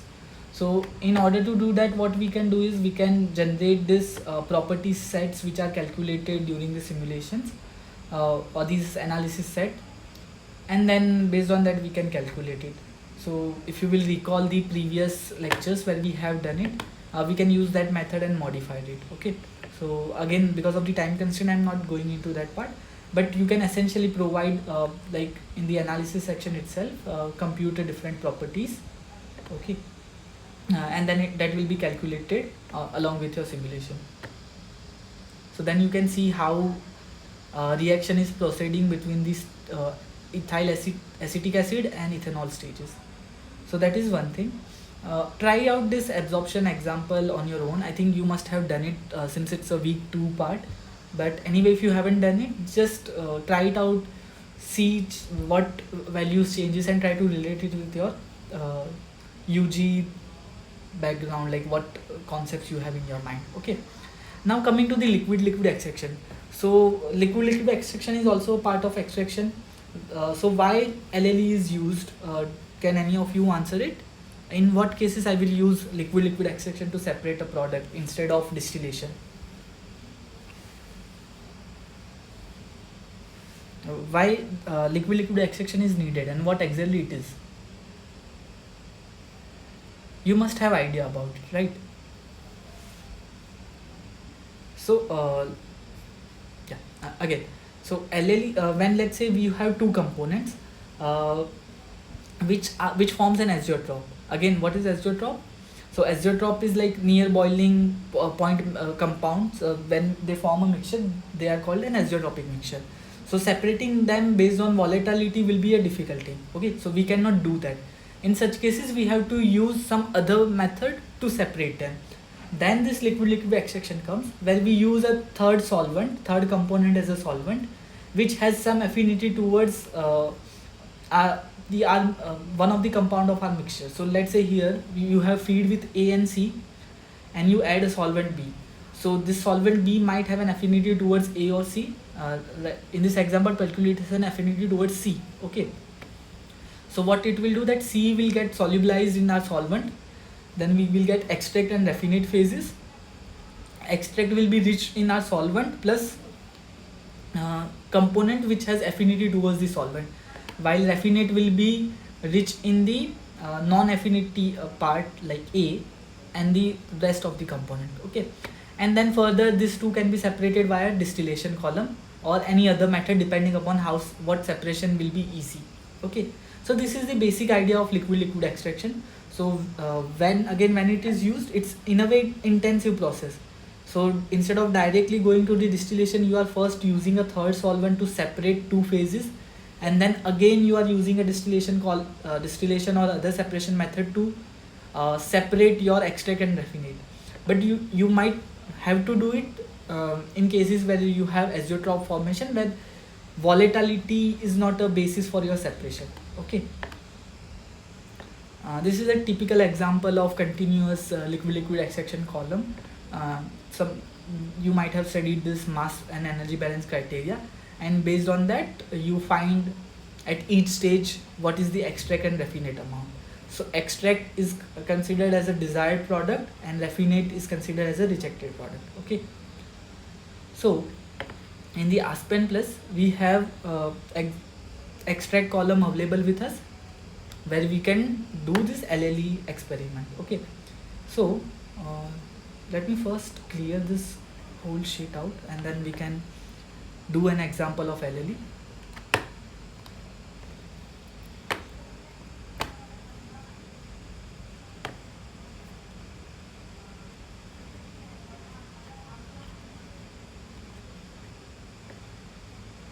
So what is mentioned was a mixture of water and methyl ethyl ketone MEK is to be separated using N-octanol. The feed mixture enters at 1 bar 25 degrees centigrade with a given composition and flow rate, and the pure solvent enters with a flow rate of 100 kg per hour. Counter current extraction unit with 10 stages. So calculate how much MEK will be extracted, and we have been asked to use unifact method and ternary diagram. So ternary diagram is a three-phase solubility diagram that is used for liquid-liquid extraction part. Okay. So let me first add our component.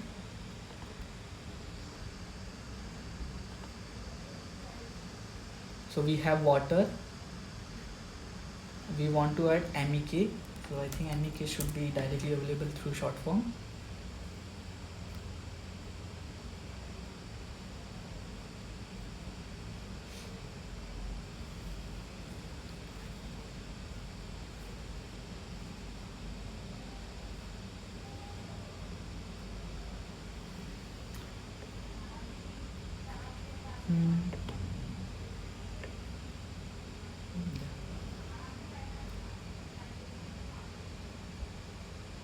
So MEK has been added, and then we have N-octanol. Okay, so let's check octanol if you can. Rather, let me find it. And octanol.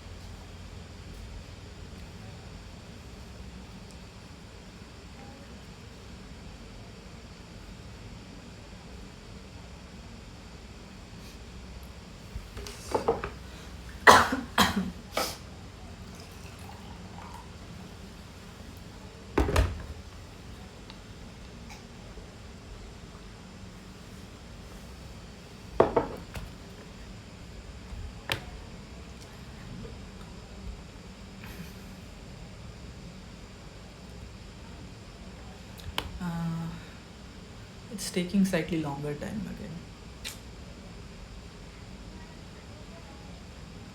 Do any of you have any question?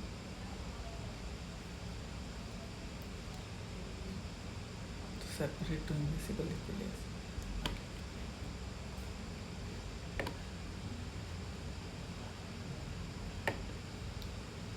I had example.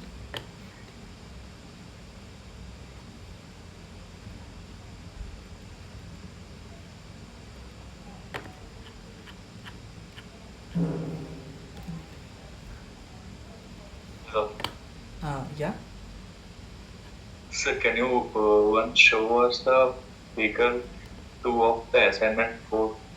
Yeah, I have already shown it. Just a minute. That's still running. Okay.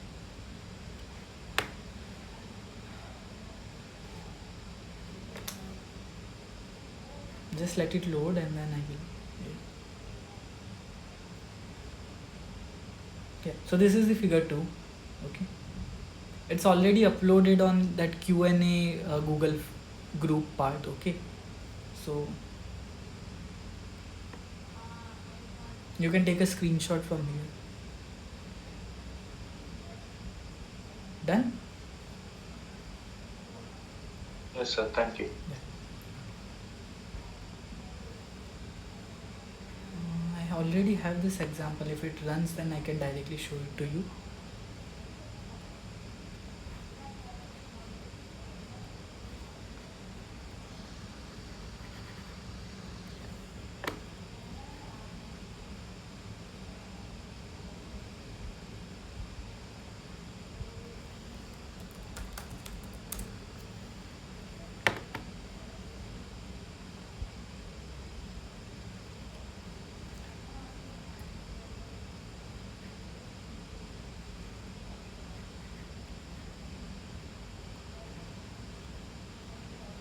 Mhm.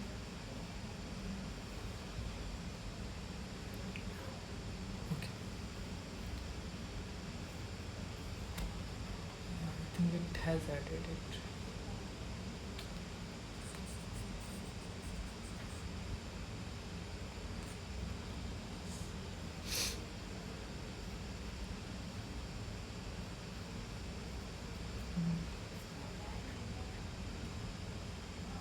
Yeah, one octanol. Let me just. This is an octanol. Yeah. Okay. Let me close this part. Close.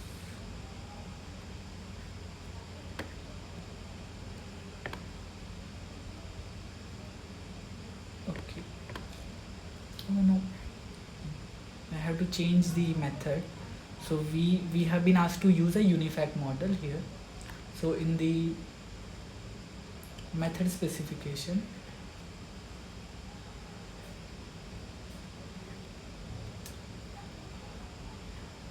I cannot stop it from here. Anyway.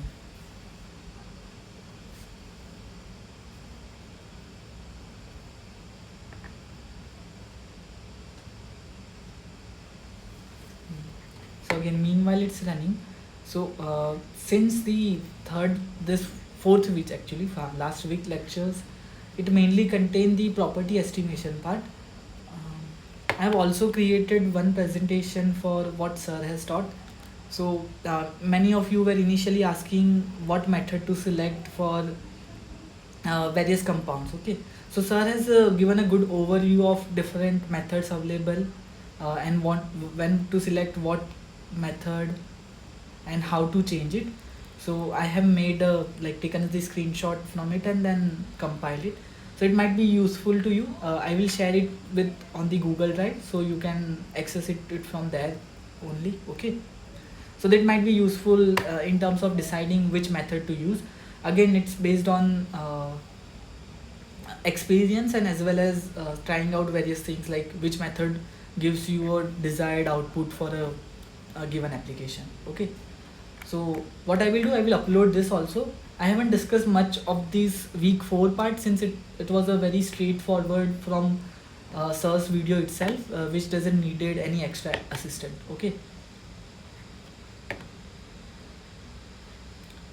and again it's taking long.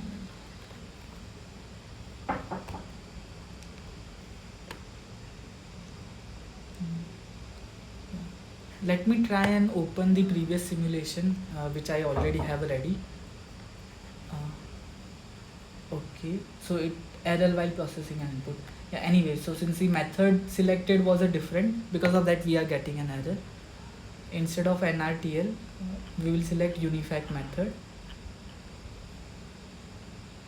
Okay, so we have selected the unifact method. Reset the simulation.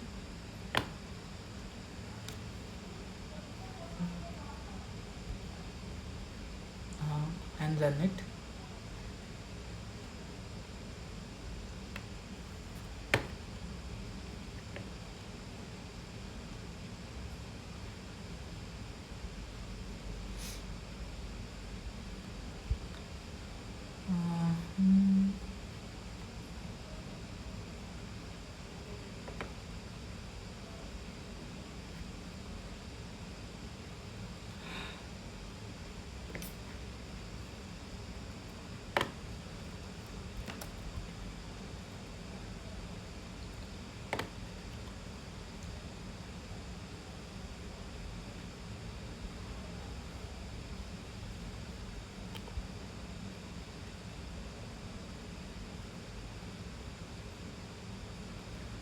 Okay.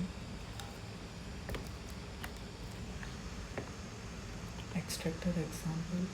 Just give me a minute. I have already run this example, so I can just directly show it to you rather than going into the details of setting it up.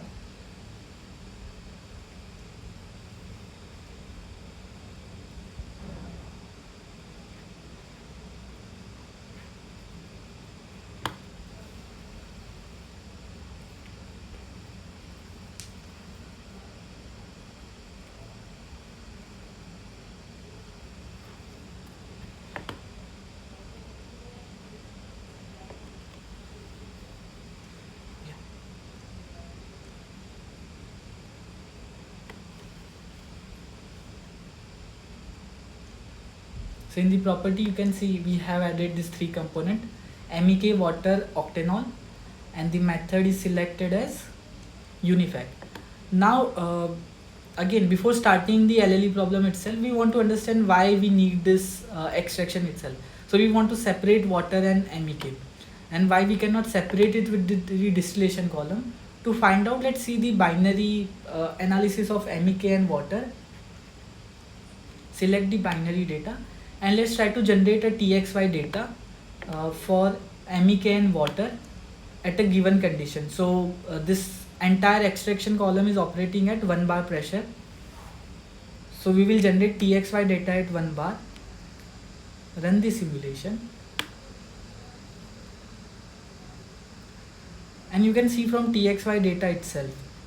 So there is this region where azeotropic mixture is formed. Normally how your TXY looks, that there is distinct separation between your bubble point and dew point line, okay, but here as you can see in this particular region you have an azeotropic mixture, and see your composition is 78.1% of water, so which lies somewhere around here so we cannot use it, so we cannot use conventional distillation column, thus we have to go for an extraction column. So in the simulation, select an extractor, okay, that we have already done it.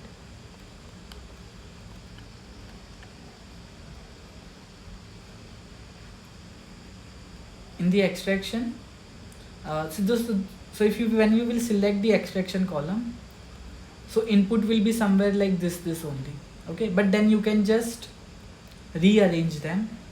Let's say I want this feed, oh sorry,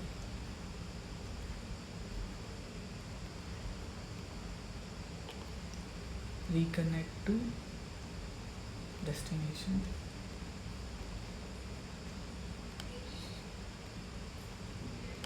So let's say I want it to be shown somewhere around here, then I can just rearrange them, okay, so that thing is possible, so you don't have to worry about it. So that was just kind of a representation. And in the input part itself, let's see the stream input. So we have top in, which is our water, so water sorry, not water, our solvent, which is N-octanol, which is coming at 100 kg per hour flow rate at 25 degree centigrade 1 bar. Bottom in is so it's a counter current operation, right? So they are coming from the opposite direction. So if I'm adding adding N-octanol from the water, I will add a mixture of MEK plus water from the other direction, okay, so that is coming from the bottom, and these are the compositions. Now input of the extractor column itself. So number of stages we have provided 10. Right now nothing is mentioned, so we have selected the adiabatic condition. And then you have to provide a key component. Key component of first liquid phase that will be rich in our solvent. So that is, so we have selected 1-octanol. And second liquid phase, which will be raffinate. So raffinate will be rich in undesired component, which is water in our case. Then you have to provide the stream data when the feed is coming. So top product is coming, solvent is coming from the top, mixture is coming from the bottom, and then where are the output streams going, okay. Pressure value is selected as 1, and when you will run the simulation,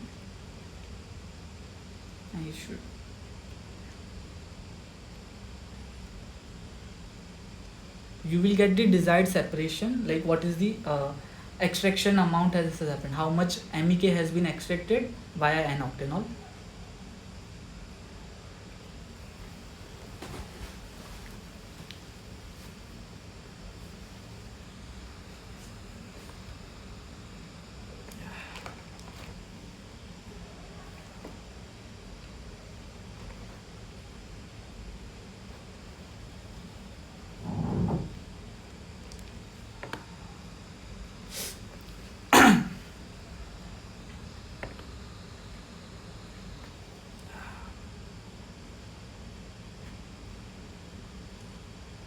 It's taking too long to process.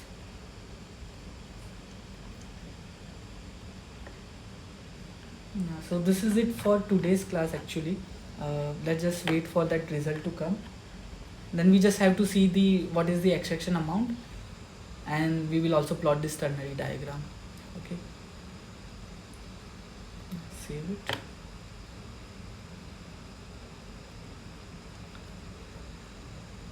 It's still processing the input.